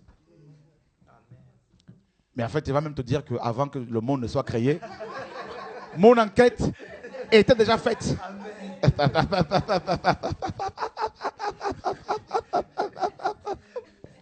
Oh, je l'aime trop, mes amis. Laissez-moi vous le présenter. Frère. Ah, il est trop fort. Vous savez pourquoi je dis que son enquête a déjà été faite avant la fondation du monde? Jean le présente comme la victime expiatoire.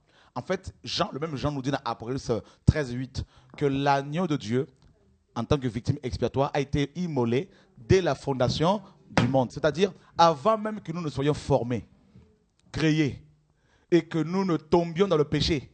L'avocat avait déjà tout accompli, avait déjà plaidé pour nous. Il avait anticipé les accusations.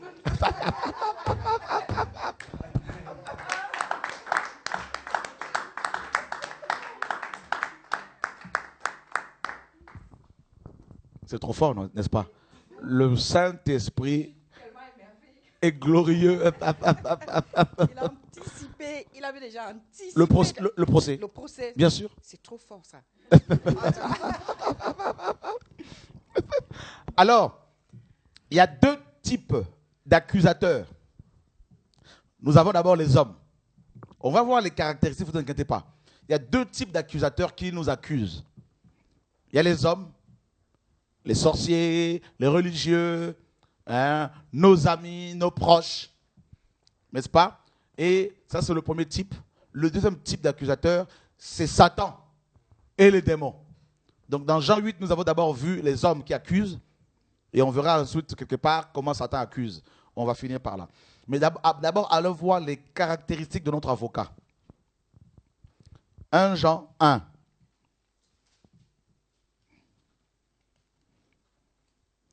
Verset 9. Quelqu'un peut le lire?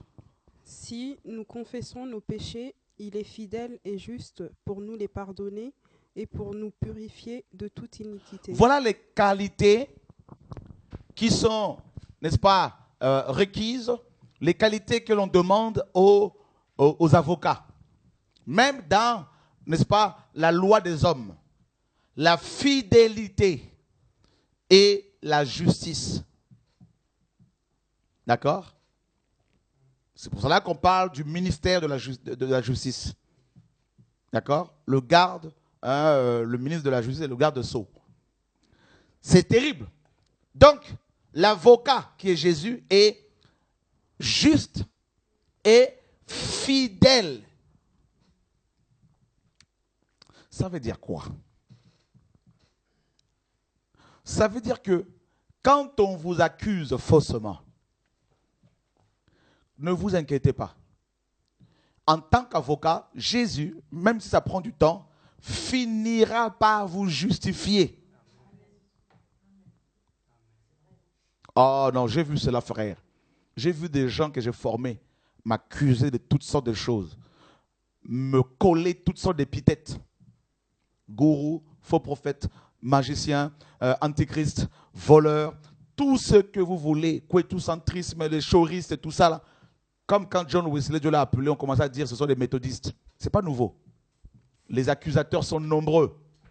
Comme la parole le dit dans Psaume 41:10, celui-là même avec qui j'étais en paix, qui mangeait mon pain, lève le talon contre moi. C'est ça les accusations. Ben oui frère. Dans Psaume 55, la Bible dit, celui-là qui était mon ami, que je considérais mon égal, commence à m'accuser. Et regardez comment les gens peuvent accuser. Nous sommes dans Jérémie, chapitre 18. Verset 18, quelqu'un pourrait nous le lire. Ça, nous rentrons dans les accusations. Et ils ont dit, venez, complotons contre Jérémie, car la loi ne périra pas faute de sacrificateur, ni le conseil faute de sage, ni la parole faute de prophète. Venez, tuons-le avec la langue. Ne prenons pas garde à tous ces discours. Voyez, frère, voilà les accusations, ça peut faire mal. Venez, tuons-le avec la langue. Mais si tu as volé, là, tu ne peux pas dire qu'on t'a tué avec la langue. Ah ben non, là, c'est pas pareil. Là, ça s'appelle la dénonciation, donc il faut dénoncer les voleurs, parce que nous-mêmes, nous avons dénoncé les autres. Donc quand c'est à l'intérieur aussi, il faut le faire. C'est ça la justice de Dieu. Bah oui, frère. Bah oui. Parce que celui qui tue avec l'épée sera tué par l'épée, nous dit la parole. Bah oui. Mais par contre, Jérémie ici n'avait rien fait. Dieu l'a appelé, mais son appel a suscité beaucoup d'accusateurs. Donc ça veut dire que si nous parlons de Jésus en tant qu'avocat, si la Bible présente Jésus en tant qu'avocat, c'est parce qu'il y a des accusateurs, des accusations. Et dans le cas de Jérémie ici, maintenant, le deuxième accusé, parce que la première accusée, c'est la femme adultère de Jean 8. Le deuxième accusé que nous avons ici, c'est notre frère Jérémie. Lui n'avait pas péché. Donc il y a deux types de procès. Vous avez des procès des personnes qui pêchent, des pécheresses, et vous avez des procès des gens qui n'ont pas péché, mais qui sont appelés à la barre à cause de leur appel. Vous voyez l'enseignement ce soir, Dieu nous aide. Et c'est Jérémie ici. L'exemple parfait, c'est Jérémie. On l'appelle à la barre et on l'accuse et on dit qu'il faut compléter les enfants d'Israël, les sacrificateurs, les prophètes, les rois, tout ça là, tout le monde se disait complotons contre Jérémie et accusons-le. Tuons-le avec la langue. C'est terrible, frère. Allons voir dans Jérémie, chapitre 20, le verset 10. Car j'apprends les mauvais propos de plusieurs, l'épouvante règne à l'alentour. Accusez-le et nous l'accuserons. Tous ceux qui étaient en paix avec moi observent si je chancelle.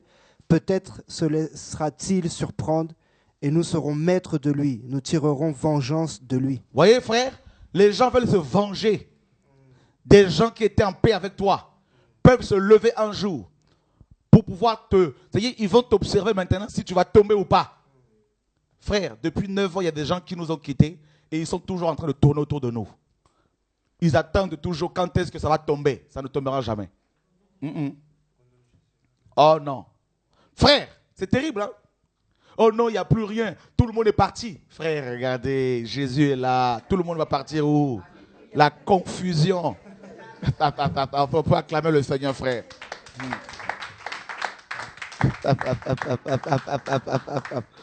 Hein? On va appeler les gens. Quittez là-bas. Dieu n'est plus là-bas. Il y a ceci, cela. Priez, Dieu vous montrera ce qui se passe. Frère. Non. Nous sommes appelés à la barre, convoqués à la barre. C'est terrible, frère. Le monde est comme ça. C'est pour cela que la Bible présente notre Dieu comme l'avocat. Heureusement que Dieu est aussi l'avocat. Et demain, on le verra en tant que juge. Mais si Jésus n'était pas l'avocat, je ne voudrais pas un avocat, mais l'avocat de son peuple, moi, le premier, je serais déjà détruit depuis des années. Parce que les gens débitent des paroles. Les gens te maudissent. Les sorciers te maudissent. Les faux frères te maudissent. Ils espèrent ta mort. Ils font des messages sur toi. Ils font des réunions autour de toi. Des réunions qui durent des heures et des heures. Ben oui. Frère, c'est terrible. Qui vont dire non, pourquoi vous allez prier là-bas? C'est du coïtocentrisme et tout ça. Sortez de là-bas. Suivez-nous. Venez avec nous. Oh, regardez-moi les recruteurs. Du Pôle emploi. La NPE spirituelle. C'est terrible, frère. Heureusement que Jésus est notre avocat, parce que sinon, moi, le premier, je serais mort depuis. Parce que depuis des années, depuis toutes ces années où des pasteurs veulent ma mort, vous savez, la femme d'un pasteur qui est venue me voir un jour au bureau, elle me dit, honnêtement, je ne sais pas comment tu fais pour tenir debout. Parce qu'il y a tellement des pasteurs ont tellement, je ne dis pas les pasteurs, mais des pasteurs, ce n'est pas tous. Des pasteurs ont tellement la haine contre toi. Elle me dit, nous étions en mission au Gabon. Un pasteur a dit, ce monsieur, il faut qu'il meure. Il faut qu'on lui envoie une femme pour qu'il tombe. J'ai même des gens que j'ai formés, frère. Il y a une de sœurs qui a dit à un autre pasteur, il faut qu'il tombe dans un péché, ce monsieur, pour apprendre l'humilité. Frère, c'est terrible. Hein? Je ne vous dis pas tout, pour ne pas exposer tout le monde. Parce que parfois c'est sale. Mais c'est terrible la souffrance, frère. Paul pouvait dire, si vous savez le combat que je soutiens pour vous dans Colossiens 2, et pour ceux de Laodicée, et pour tous ceux qui n'ont pas vu mon visage, hein, pour tous ceux qui n'ont pas vu mon visage, mais le combat que nous soutenons là pour la vérité, là, frère, mais c'est terrible. Des paroles de malédiction venant des frères. Il faut qu'il meure, il faut qu'on le tue avec la langue. Et surtout quand quelqu'un vole, quelqu'un couche avec une femme dans nos églises aujourd'hui, il ne faut plus le reprendre. Quand on le reprend, tout le monde se lève. Même des impudiques, fiancés qui vont coucher avec d'autres femmes, d'autres maris, d'autres messieurs. Il ne faut pas les corriger. Sinon, ça se lève comme des accusateurs. Et c'est ça, la chrétienté. C'est ça, mes amis, nos chrétiens. C'est ça, nos églises. Et si Jésus n'est pas révélé à vous, ne s'est pas révélé à vous comme l'avocat, vous êtes cuit. Vous pouvez tomber dans la dépression. Ben oui, frère. C'est terrible. C'est terrible tout ça parce que cette génération ne veut pas de la sanctification, ne veut pas de la vérité. Mes amis, l'apôtre Paul était tellement accusé. Vous avez vu comment Paul était accusé? Je méditais encore aujourd'hui la parole de Dieu dans 1 Corinthiens chapitre 18. Paul était accusé par les Juifs, par les pharisiens. Ils ont été justement prendre un proconsul, un député, mes amis, un député romain pour accuser Paul. Et hier nuit, pendant que je priais, Dieu me disait, ne crains pas dans la prière, ne crains rien. Parle, car j'ai un peuple nombreux dans ce pays, dans les nations. Et il m'a donné 1 Corinthiens 18. J'ai été rapidement ce matin vérifier et c'était la parole qu'il avait donnée à Paul. Frère, c'est terrible. Les accusations, les outrages, la calomnie dans le milieu évangélique. Il y a beaucoup de ministères qui étaient détruits à cause de cela. Il y a un homme de Dieu, A.A. Allen, que Dieu a utilisé puissamment dans le domaine de miracles. Et vous savez, le journal qui a été utilisé par l'ennemi pour juger ce frère, pour le calomnier, c'était un journal chrétien. Les journaux païens, profanes, mondains, étaient beaucoup plus indulgents envers ce frère. Et c'est un journal chrétien qui l'a massacré. Et un autre ministère qui a été détruit par âme. On l'a accusé faussement d'homosexualité. Et ça l'a détruit. Frère, l'accusation des faux frères. Je ne parle pas de ceux qui ont péché et qui n'ont pas voulu se repentir alors que les preuves sont là. Mais je parle des frères et sœurs, des véritables enfants de Dieu qui se sanctifient, qui craignent Dieu, mais qui sont accusés faussement. La parole le dit. Réjouissez-vous lorsque tout le monde vous outragera. Tout le monde vous accusera faussement. Quand les hommes diront toutes sortes de faussetés sur vous, Paul disait, nous sommes au milieu d'une mauvaise et d'une bonne réputation.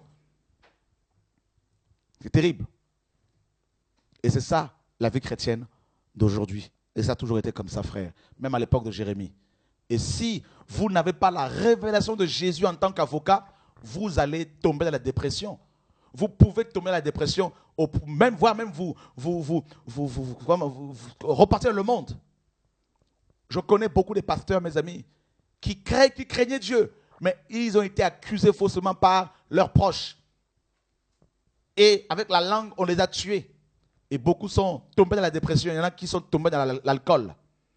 J'en connais un, notamment un frère d'origine malaisienne, indien, qui était puissamment utilisé par le Seigneur. Il venait nous enseigner la parole de Dieu à l'époque où on était à Draveil. Et il est venu me voir un jour pour me dire, frère, Dieu m'a dit de quitter la Malaisie pour venir en France. Il avait 2 enfants, il était marié. Il m'a dit, je dois vendre toute ma maison, tous mes biens et venir m'installer en France. Je lui ai dit, frère, je connais l'Europe un tout petit peu.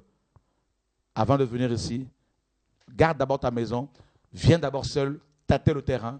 Et si Dieu te confirme, tu pourras par la suite faire venir ta famille. Mais malheureusement, il est venu quand même avec sa famille, il a tout vendu. Frère, il a été tellement tué avec la langue qu'il est tombé dans la dépression. Il est devenu alcoolique. Et un jour, un frère français est venu me voir avec ce pasteur au bureau. Et il me dit, viens, s'il te plaît, dehors. Le prophète de Dieu est dans la voiture. Il a tellement maigri. Il est tellement ivre qu'il faut prier pour lui. Il me dit, je ne peux plus le garder chez moi parce que mes enfants ont vu des bouteilles d'alcool, des bouteilles de whisky, des canettes de bière dans sa chambre et ils sont choqués. Frère, c'est terrible, les fausses accusations. Si Jésus n'est pas votre avocat, si vous ne rentrez pas dans la révélation de Yeshua en tant qu'avocat, pour vous reposer en lui, afin de le laisser vous justifier, frère, vous pouvez chercher à vous justifier partout, à répondre à tout le monde, et rentrer dans la chair, et perdre la grâce de Dieu, et mourir. C'est terrible. Vous avez vu Moïse, le peuple l'a accusé constamment. Et Moïse est tombé pratiquement dans la dépression en disant au Seigneur, la mort m'est préférable à la vie, tue-moi. Et Moïse était tellement en colère qu'il a frappé le rocher à 2 reprises. Et à cause de cela, Dieu lui dira, tu n'entreras pas à Canaan. C'est à cause des accusations de ce même peuple qui était parti délivrer en Égypte. De ses propres frères et sœurs. Sa propre sœur Myriam et Aaron, son frère, lui diront, Moïse, mais qui es-tu? Dieu nous parle à nous aussi. Mes amis, et là, Dieu va descendre dans la tente d'assignation en tant qu'avocat pour défendre Moïse, heureusement. Mais à cause des accusations, de la pression liée au ministère, Moïse n'était pas rentré en Canaan. Il n'était pas rentré à Canaan, frère, à cause de la pression qui était sur lui.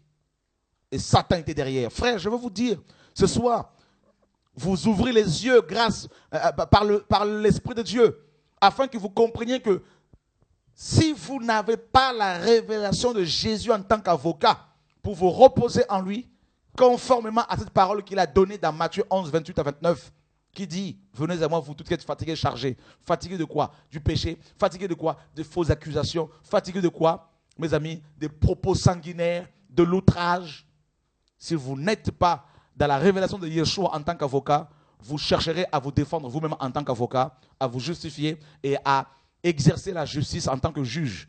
Et vous finirez par sombrer dans la folie. Et vous pouvez même vous suicider. Oh oui, frère. Croyez-moi, je connais beaucoup de pasteurs qui sont devenus alcooliques, ivrognes. Beaucoup de pasteurs qui sont tombés dans le péché sexuel pour pouvoir se soulager, qui ont quitté le monde chrétien pour oublier les chrétiens afin d'être avec des païens parce qu'ils ont subi des pressions de la part des religieux, des faux frères, de la part de Lucifer, de Satan, des démons, et ils n'ont pas su, n'est-ce pas, se servir de la fonction de Yeshua comme avocat pour se laisser défendre, se laisser justifier par lui. C'est terrible. Jérémie a souffert, a énormément souffert de la part de ses compatriotes, de la part des sacrificateurs, de la part des rois. Et il dira au verset 11, mais l'Éternel, dans Jérémie 20, mais l'Éternel est avec moi comme un héros puissant. C'est pourquoi mes persécuteurs chancellent et n'auront pas le dessus. Ils seront remplis de confusion pour n'avoir pas réussi. Ce sera une honte éternelle qui ne s'oubliera pas. Voyez, frère? Et c'est terrible, c'est terrible, c'est terrible. Yeshua, le défenseur, et que Dieu nous aide, que Dieu nous garde, que Dieu nous libère, que Dieu nous éclaire. Frères et sœurs, Dieu, nous sommes dans Sophonie chapitre 3, verset 17. L'Éternel ton Dieu est au milieu de toi comme un héros qui sauve. Ça c'est l'avocat. Il fera de toi sa plus grande joie. Il gardera le silence dans son amour. Il aura pour toi des transports d'allégresse. Il faut rentrer dans cette révélation-là de Yeshua en tant qu'héros, l'avocat, le défenseur. Un héros, c'est quelqu'un qui va accomplir des exploits, qui va défendre les autres. Et c'est l'aspect de Yeshua, l'avocat. Il est notre héros, notre avocat, notre défenseur. Sophonie 3, 17. Voyez, frères et sœurs, et ces qualités sont la justice et l'intégrité. C'est-à-dire la justice, dans la justice, il y a l'intégrité, il y a la sanctification, il y a la crainte de Dieu. Dans la justice, frères et sœurs, il y a voilà, donc l'intégrité morale, la bonté morale, et il est également fidèle à sa loi, fidèle à lui-même, fidèle également à l'appel qu'il a mis sur votre vie. Il ne laissera pas quelqu'un, il ne laissera personne le détruire, tant que vous le prendrez comme votre avocat. Mes amis, il est fidèle. Il est fidèle à la parole qu'il vous a donnée quand il vous a créé, quand il vous a appelé. Il est fidèle. Voyez? Et il y a beaucoup d'accusations. Allons voir dans Psaume 55. Je crois que ce soir, Dieu va consoler beaucoup parmi vous, beaucoup de ses enfants. Psaume 55. Verset 13 à 15. Quelqu'un peut nous lire cela? Ce n'est pas un ennemi qui m'outrage, je le supporterai. Ce n'est pas mon adversaire qui s'élève contre moi, je me cacherai devant lui. C'est toi que j'estimais mon égal, toi mon confident et mon ami. Ensemble, nous vivions dans une douce intimité. Nous allions avec la foule à la maison de Dieu. Que la mort les surprenne, qu'ils descendent vivants au séjour des morts, car la méchanceté est dans leur demeure au milieu d'eux. Verset 22. Sa bouche est plus douce que la crème, mais la guerre est dans son cœur. Ses paroles sont plus onctueuses que l'huile, mais ce sont des épées nues. Voilà la bouche des faux frères. Il y a du miel quand ils vous parlent. Quand ils sont devant vous. Ils vous disent des belles paroles pour vous séduire. Mais quand ils tournent le dos, c'est la guerre qu'il y a dans leur cœur. C'est terrible. Et je crois que tout chrétien digne de ce nom a déjà eu à faire l'expérience, a déjà fait une expérience avec ce type d'individu. Et d'où la nécessité de recevoir la révélation de Yeshua, notre avocat, en tant qu'avocat. Alléluia.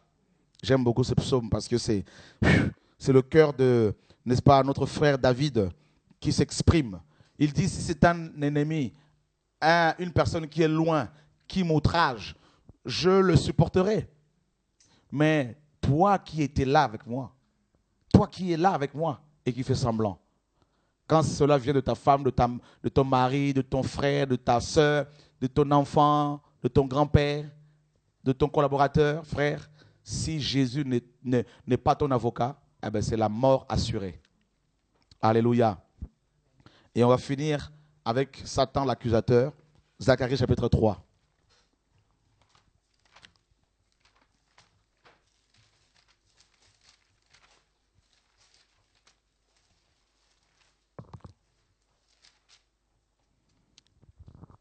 Quelqu'un peut le lire? Là, nous avons un autre procès. Un procès qui avait lieu dans le monde spirituel. Un procès, n'est-ce pas, entre un appelé de Dieu, Josué le souverain sacrificateur, et bien sûr son accusateur, Satan le diable. De quel verset à quel verset? Josué 3, à partir du verset 1er. Il me fit voir Josué, le souverain sacrificateur, debout devant l'ange de l'Éternel, et Satan qui se tenait à sa droite pour l'accuser. L'Éternel dit à Satan, « Que l'Éternel te réprime, Satan, que l'Éternel te réprime, lui qui a choisi Jérusalem. N'est-ce pas là un tison arraché du feu ?» Or, Josué était couvert de vêtements sales, et il se tenait debout devant l'ange. L'ange prenait la parole. L'ange, prenant la parole, dit à ceux qui étaient devant lui, « Ôtez-lui les vêtements sales. » Puis il dit à Josué, « Vois, je t'enlève ton iniquité et je te revêts d'habits de fête. » Je dis, qu'on mette sur sa tête un turban pur, et ils mirent un turban pur sur sa tête, et ils lui mirent des vêtements. L'ange de l'Éternel était là. T'as vu ça? On a insisté, hein? L'ange de l'Éternel était là. Anne, c'est Yeshua, l'avocat. Ah, c'est magnifique. Josué, souverain sacrificateur, un homme appelé par Dieu, avait des vêtements sales. C'est-à-dire, il avait péché. Ça peut arriver dans la vie d'un chrétien de pécher, mais pratiquer le péché, non. D'accord? Alléluia. Ça peut arriver de trébucher, mais il ne faut pas planifier ce péché-là parce que ça, ce n'est pas de Dieu. Celui qui planifie son péché ne peut pas être pardonné. Voyez, frère, Jacques 3 nous dit que nous bronchons tous d'une manière ou d'une autre.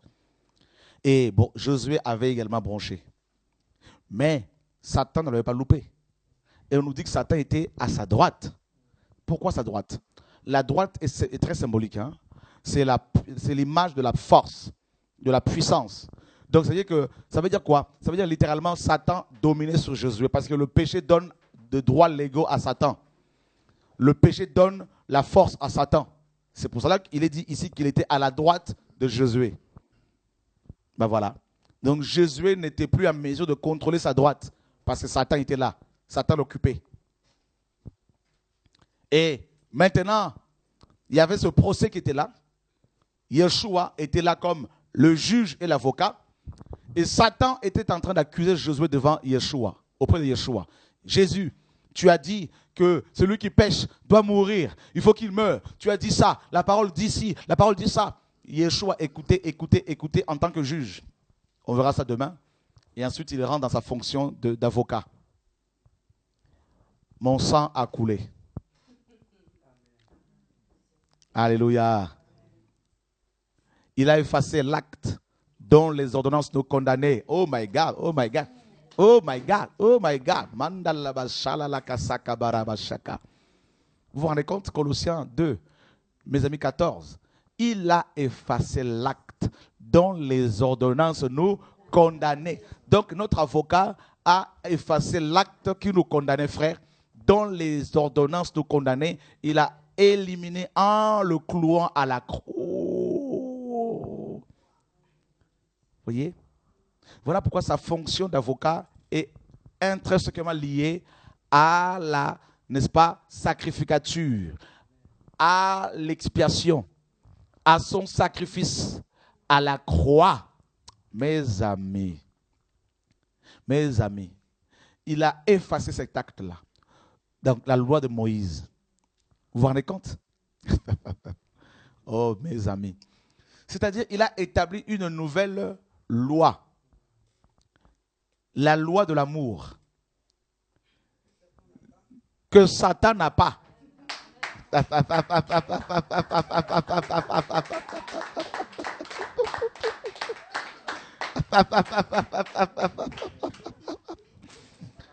Alléluia.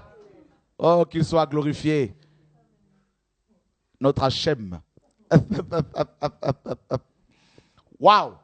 La loi de l'amour dit quoi? Dieu a tant aimé le monde, Jean 3,16, qu'il a donné son Fils unique, afin que quiconque, ça veut dire quoi? Tous les accusés qui croient en lui ne périssent pas, c'est-à-dire ne soient pas condamnés. Parce qu'il a dit, celui qui n'aura pas au Fils de l'homme est condamné. Mais afin que quiconque croit en le périsse, mais qu'il ait la vie éternelle. Waouh, Anne, c'est grave. C'est terrible. T'as vu, hein? Vous savez, on n'est pas encore rentré, on n'est même pas rentré dans la loi de Moïse pour vous parler de, n'est-ce pas, de la vache rousse, n'est-ce pas, du sacrifice Azazel. Pour vous parler, mes amis, non, mais on n'est même pas rentré dans la typologie, hein? Non. Vous savez, c'est magnifique. Je vais vous dire une chose. Quand les frères de Joseph l'ont arrêté, frère, ils l'ont jeté dans une citerne. Maintenant, pour prouver à Jacob que Joseph était décédé, était mort, ils ont pris son vêtement, sa tunique de plusieurs couleurs. Ils ont tué un animal. Voyez? Une préfiguration. Ils ont imbibé sa tunique, la tunique de Joseph, du sang. Ils l'ont imbibé du sang. Ils sont allés voir Jacob. Ils lui ont présenté cette tunique en lui disant, reconnais si c'est la tunique de ton fils. Tu as vu, elle est imbibée du sang, donc Joseph est mort. Et parce que Joseph est mort, parce qu'il y a son sang sur la tunique, nous pouvons être délivrés de la famine. Vous voyez la typologie, frère? Ah oui, Jacob, ici c'est le père qui reçoit le sang de son fils pour pardonner les frères de Joseph. Vous voyez l'avocat, mes amis? C'est-à-dire l'acte que les frères de Joseph ont commis en vendant leurs frères, cet acte, mes amis, était prophétique pour leur propre délivrance. Bah oui, voilà l'illumination. Jacob a vu la tunique avec du sang, il a effectivement validé la mort de son fils. Et il a pleuré. Frère. Et ensuite, les frères de Joseph vont le retrouver en Égypte. C'est l'image de la résurrection. Vous comprenez, mes amis, ici la typologie? Que Dieu vous enseigne, que Dieu nous enseigne par son esprit.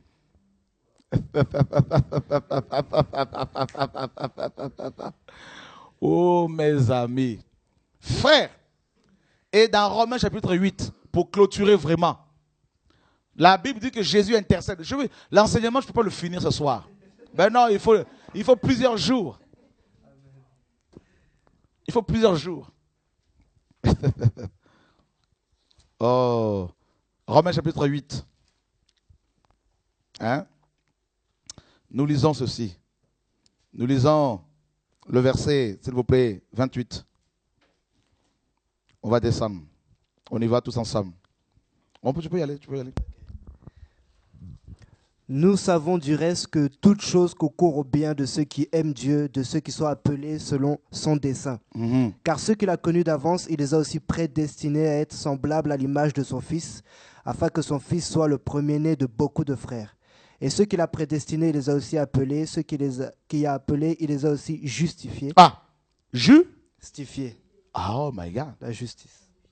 Ah ben oui, il est notre avocat. Non, il justifie. Et on dit quoi? Ceux qu'il a justifiés, il les a aussi glorifiés. Frère, nous serons glorifiés. Voilà pourquoi la gloire arrive. Amen. C'est terrible ça. Amen. C'est terrible ça. Que dirons-nous donc à l'égard de ces choses? Si Dieu est pour nous, qui sera contre nous?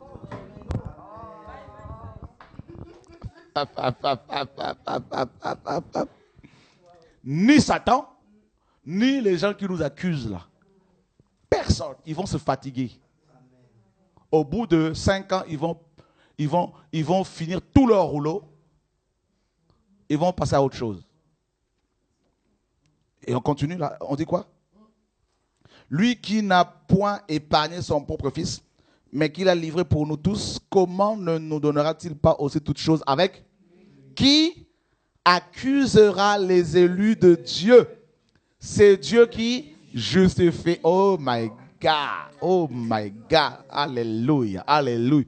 Satan a pris une claque ici, frère. Nos accusateurs là, qui nous suivent ce soir, vous avez pris une bonne claque ici. Qui peut accuser Chora Kwetou? C'est Dieu qui justifie. Oh mon Dieu. Hein? Vous voyez, vous comprenez la parole ici? Hein? Qui accusera? Donc les accusateurs sont finis. Qui les condamnera?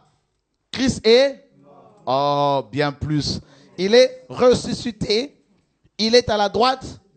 Et qu'est-ce qu'il fait? Oh, on acclame le Seigneur, frère.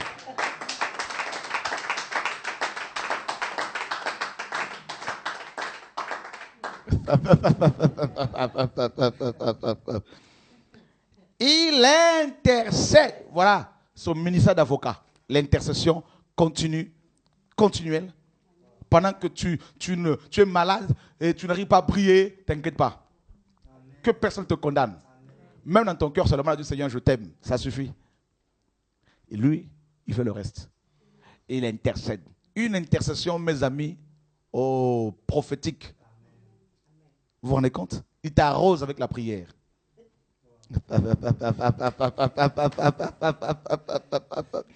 Et Hébreux 7 nous dit, il intercède auprès du Père pour nous également.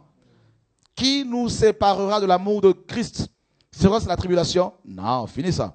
Ou l'angoisse, ou la persécution, ou la faim, ou la nudité, ou le péril, ou l'épée. Selon qu'il est écrit, c'est à cause de toi qu'on nous met à mort tous les jours, qu'on nous regarde comme des brebis destinées à la boucherie. Mais dans toutes ces choses, nous sommes plus que par celui qui nous a. Car j'ai. Voilà les accusés qui ont l'assurance maintenant. L'assurance vie, l'assurance tout risque, l'assurance éternelle. Oh mon Dieu.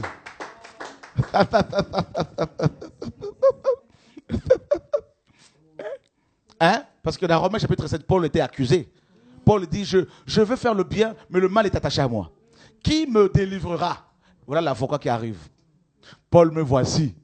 Oh, Paul, me voici. Paul, me voici. C'est quoi ton problème? L'avocat, le maître, c'est le péché. C'est la chair.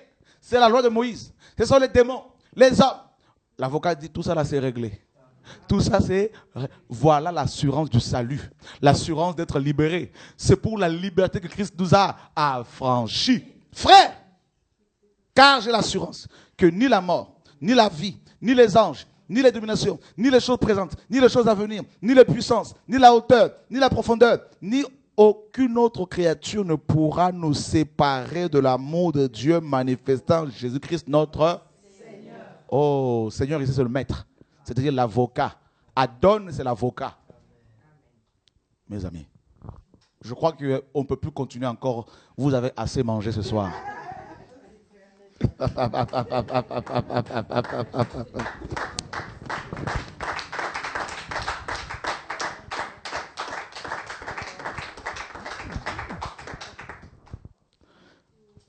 peut pas finir l'enseignement, mais vous avez eu ce qu'il faut. Alors, si vous avez été encouragé, vous pouvez nous appeler. Sinon, que Dieu vous garde. Donc, vous savez maintenant que vous avez votre avocat. Si votre employeur veut vous licencier, ne vous inquiétez pas. Ne vous inquiétez pas. Frère, il y avait un accusé, Pierre.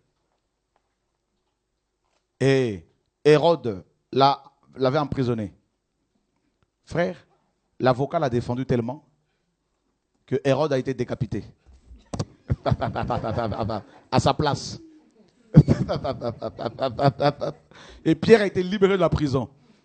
Frère, la porte la plus grande s'est ouverte d'elle-même. Il y a des portes qui cèdent d'elles-mêmes, qui s'ouvrent d'elles-mêmes devant l'avocat des avocats. Donc, depuis que je sers Dieu, j'ai vu des gens m'accuser de toutes sortes de maux, de toutes sortes de choses. Des choses graves. Je pleurais, oh, Seigneur, je n'ai rien fait, pourquoi on m'accuse comme ça? Le Seigneur me dit, oh, tu es orgueilleux. Mais comment cela? Mais parce que tu pleures. Garde le silence. L'Éternel combattra pour vous. Ah, mon Dieu. Allô? Oui, allô? Bonsoir. Oui, c'est TV de Vie? Oui, TV de Vie, oui, nous sommes en direct. Oui. Oui, c'est pour parler, frère Chora. Oui. Oui. C'est le frère? Allez-y, vous êtes en direct, oui. Ah, d'accord, voilà. Au fait, merci pour l'enseignement, c'était vraiment très encourageant. Surtout, comment je peux dire ça? L'exemple de la femme adultère, là. D'accord. C'était très intéressant. Au fait, moi, ce que je garde, c'est l'image des accusateurs. C'est-à-dire quand elle a péché, là. C'est vrai, là, elle a péché, mais c'est-à-dire, dans l'amour de Jésus, il y a une façon d'aller envers quelqu'un, même si la personne est fautive. Et c'est pour dire au fait que quand on est accusé, parce qu'à la fin, on voit que les accusateurs, accusés par leur conscience, sont partis. Et cette femme est restée avec Jésus. Donc, quand on nous accuse, au lieu de chercher à nous justifier, venons à Jésus qui justifie. Parce qu'elle est restée avec, et puis Jésus lui a parlé. Et la manière à laquelle le Seigneur s'est adressé à cette femme-là, quand elle est partie, je crois qu'elle a dû mettre en pratique ce que le Seigneur lui a dit, c'est-à-dire de ne plus pécher. Et concernant les frères que tu as cités, malheureusement, qui sont tombés à cause des autres, comme ce qui est arrivé à Moïse, malheureusement, le cas de ce frère que tu as dit, qui est tombé dans l'alcoolisme, tout ça, eh ben, la Bible a parlé de ceux qui causent les occasions de chute. C'est vrai, ce frère-là a chuté. Mais il y a eu des gens qui ont causé cette occasion de chute et Jésus a dit, il vaut mieux pour eux qu'ils s'attachent le mail. C'est-à-dire, eux aussi, le Seigneur est tellement juste parce que, comment je peux dire ça, de se dire qu'on est de Christ et d'aller jusqu'à faire tomber son frère, le voir dans un état, pour s'en moquer, pour rire. Je veux dire, pour se dire chrétien, comment on peut se dire chrétien quand on a fait quelque chose pareil? Parce que chrétien, c'est de Christ, le vrai Christ. D'ailleurs, Jésus a parlé de faux Christ. Donc, ceux-là doivent être vraiment de faux Christ parce que l'amour que le Père a eu d'envoyer son Fils pour mourir pour nous, et nous, on se permet de chercher à faire chuter. C'est, comment dire, on ne peut pas se dire chrétien quand on fait ça. Pour moi, je ne peux pas appeler... Ce sont des faux frères. La Bible en parle, hein, je sais. Ce sont des faux frères. Donc, c'est des choses malheureusement qui arrivent. Dieu le permet, c'est le blé et livré. Oui. Voilà, c'est ça. D'accord. Mais en tout cas, l'enseignement a vraiment été puissant. Moi, en tout cas, ça m'a beaucoup encouragé qu'il ne faut pas toujours chercher à se justifier. Et puis pour toi aussi, ça ne doit pas être facile. Donc moi, j'ai eu 2 versets à te donner, c'est le psaume 36 et 37. Que Dieu soit béni, merci. Voilà. Bah, que Dieu, en tout cas, de toute façon, Dieu est avec toi, parce que tu as toujours le sourire. Et pour finir, je dirais, j'aime beaucoup ton rire. Que Dieu soit béni, le rire qui vient du Saint-Esprit. Merci. Voilà, tu as un rire super spécial, j'aime bien. Que Dieu soit béni. Voilà. Merci Seigneur. Amen. Merci. Elle nous appelle depuis l'Angleterre. Merci, au revoir. Alléluia. Que Dieu soit béni, mes amis. Tout vient du Seigneur. Que Dieu soit béni. Si le rire vous fait du bien, eh ben, que Dieu soit glorifié. Mais alléluia. Et il ne faut pas limiter, il ne faut pas, parce qu'il y en a qui ont essayé de... Enfin bref, que Dieu soit béni. En tout cas, merci Seigneur. Allô, bonsoir. Oui, bonsoir. J'appelle, s'il vous plaît, en fait, pour parler d'une vision que le Seigneur m'a montrée. D'accord. Et je tairai le nom, mais le Seigneur ouvrira l'esprit des gens pour comprendre, en fait. C'est un des collaborateurs qui était, en fait, des pasteurs qui étaient dans la vision. Et pendant que j'ai prié, en fait, le Seigneur me montre que cette personne était dans un endroit et il était accroupi. Il avait les mains liées et les pieds liés. Et les chaînes, en fait, qui liaient cette personne, c'était des billets d'euros. Et j'ai eu cette vision depuis quelque temps pendant que j'ai prié pour la repentance de cette personne. Et hier soir, le Seigneur m'a poussé à appeler pour parler de cette vision, de manière à ce que les gens qui suivent et qui écoutent ces personnes puissent prendre garde à l'égarement. Il faut vraiment que les gens qui écoutent et qui suivent ces personnes prennent garde à l'égarement. C'est ce que l'Esprit m'a mis à cœur d'appeler pour dire. Voilà. Que Dieu nous aide. Je crois que les gens ont bien compris et Dieu parle à son peuple. Et merci, que Dieu nous garde en tout cas. Amen. Voilà. Bonne soirée. Merci, au revoir. Demain, on va écouter le témoignage d'une jeune fille, d'une jeune sœur qui vient du Gabon. Et je crois que ça va amener la crainte dans les cœurs de beaucoup de chrétiens par rapport à ce que Dieu est en train de faire. Et voilà, demain 20h30, allô, 21h, pardon. Allô? Allô? Bonsoir. Oui, bonsoir. Vous avez à partager quelque chose? Oui. Allez-y. Alors, en fait, moi, je voudrais vous poser une question. Parce que je suis nouveau converti. Ouais, nouvelle convertie, ouais. Voilà, et il se passe des choses dans ma vie que je ne comprends pas. Est-ce que vous pouvez venir, vous habitez en Ile-de-France? Oui, c'est ça. Est-ce que vous pouvez venir samedi, on pourra prier pour vous? D'accord, ok. Voilà. Merci. Au revoir. Alors que Dieu vous garde, mes amis, on se retrouve demain 21h. 20h30, entre 20h30 et 21h, parce que comme nous avons la session de Didasco, donc le temps que les enseignants ou l'enseignant ou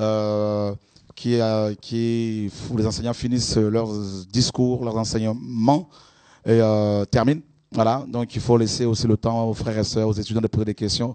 Ensuite, on va passer sur TV et Radio de Vie.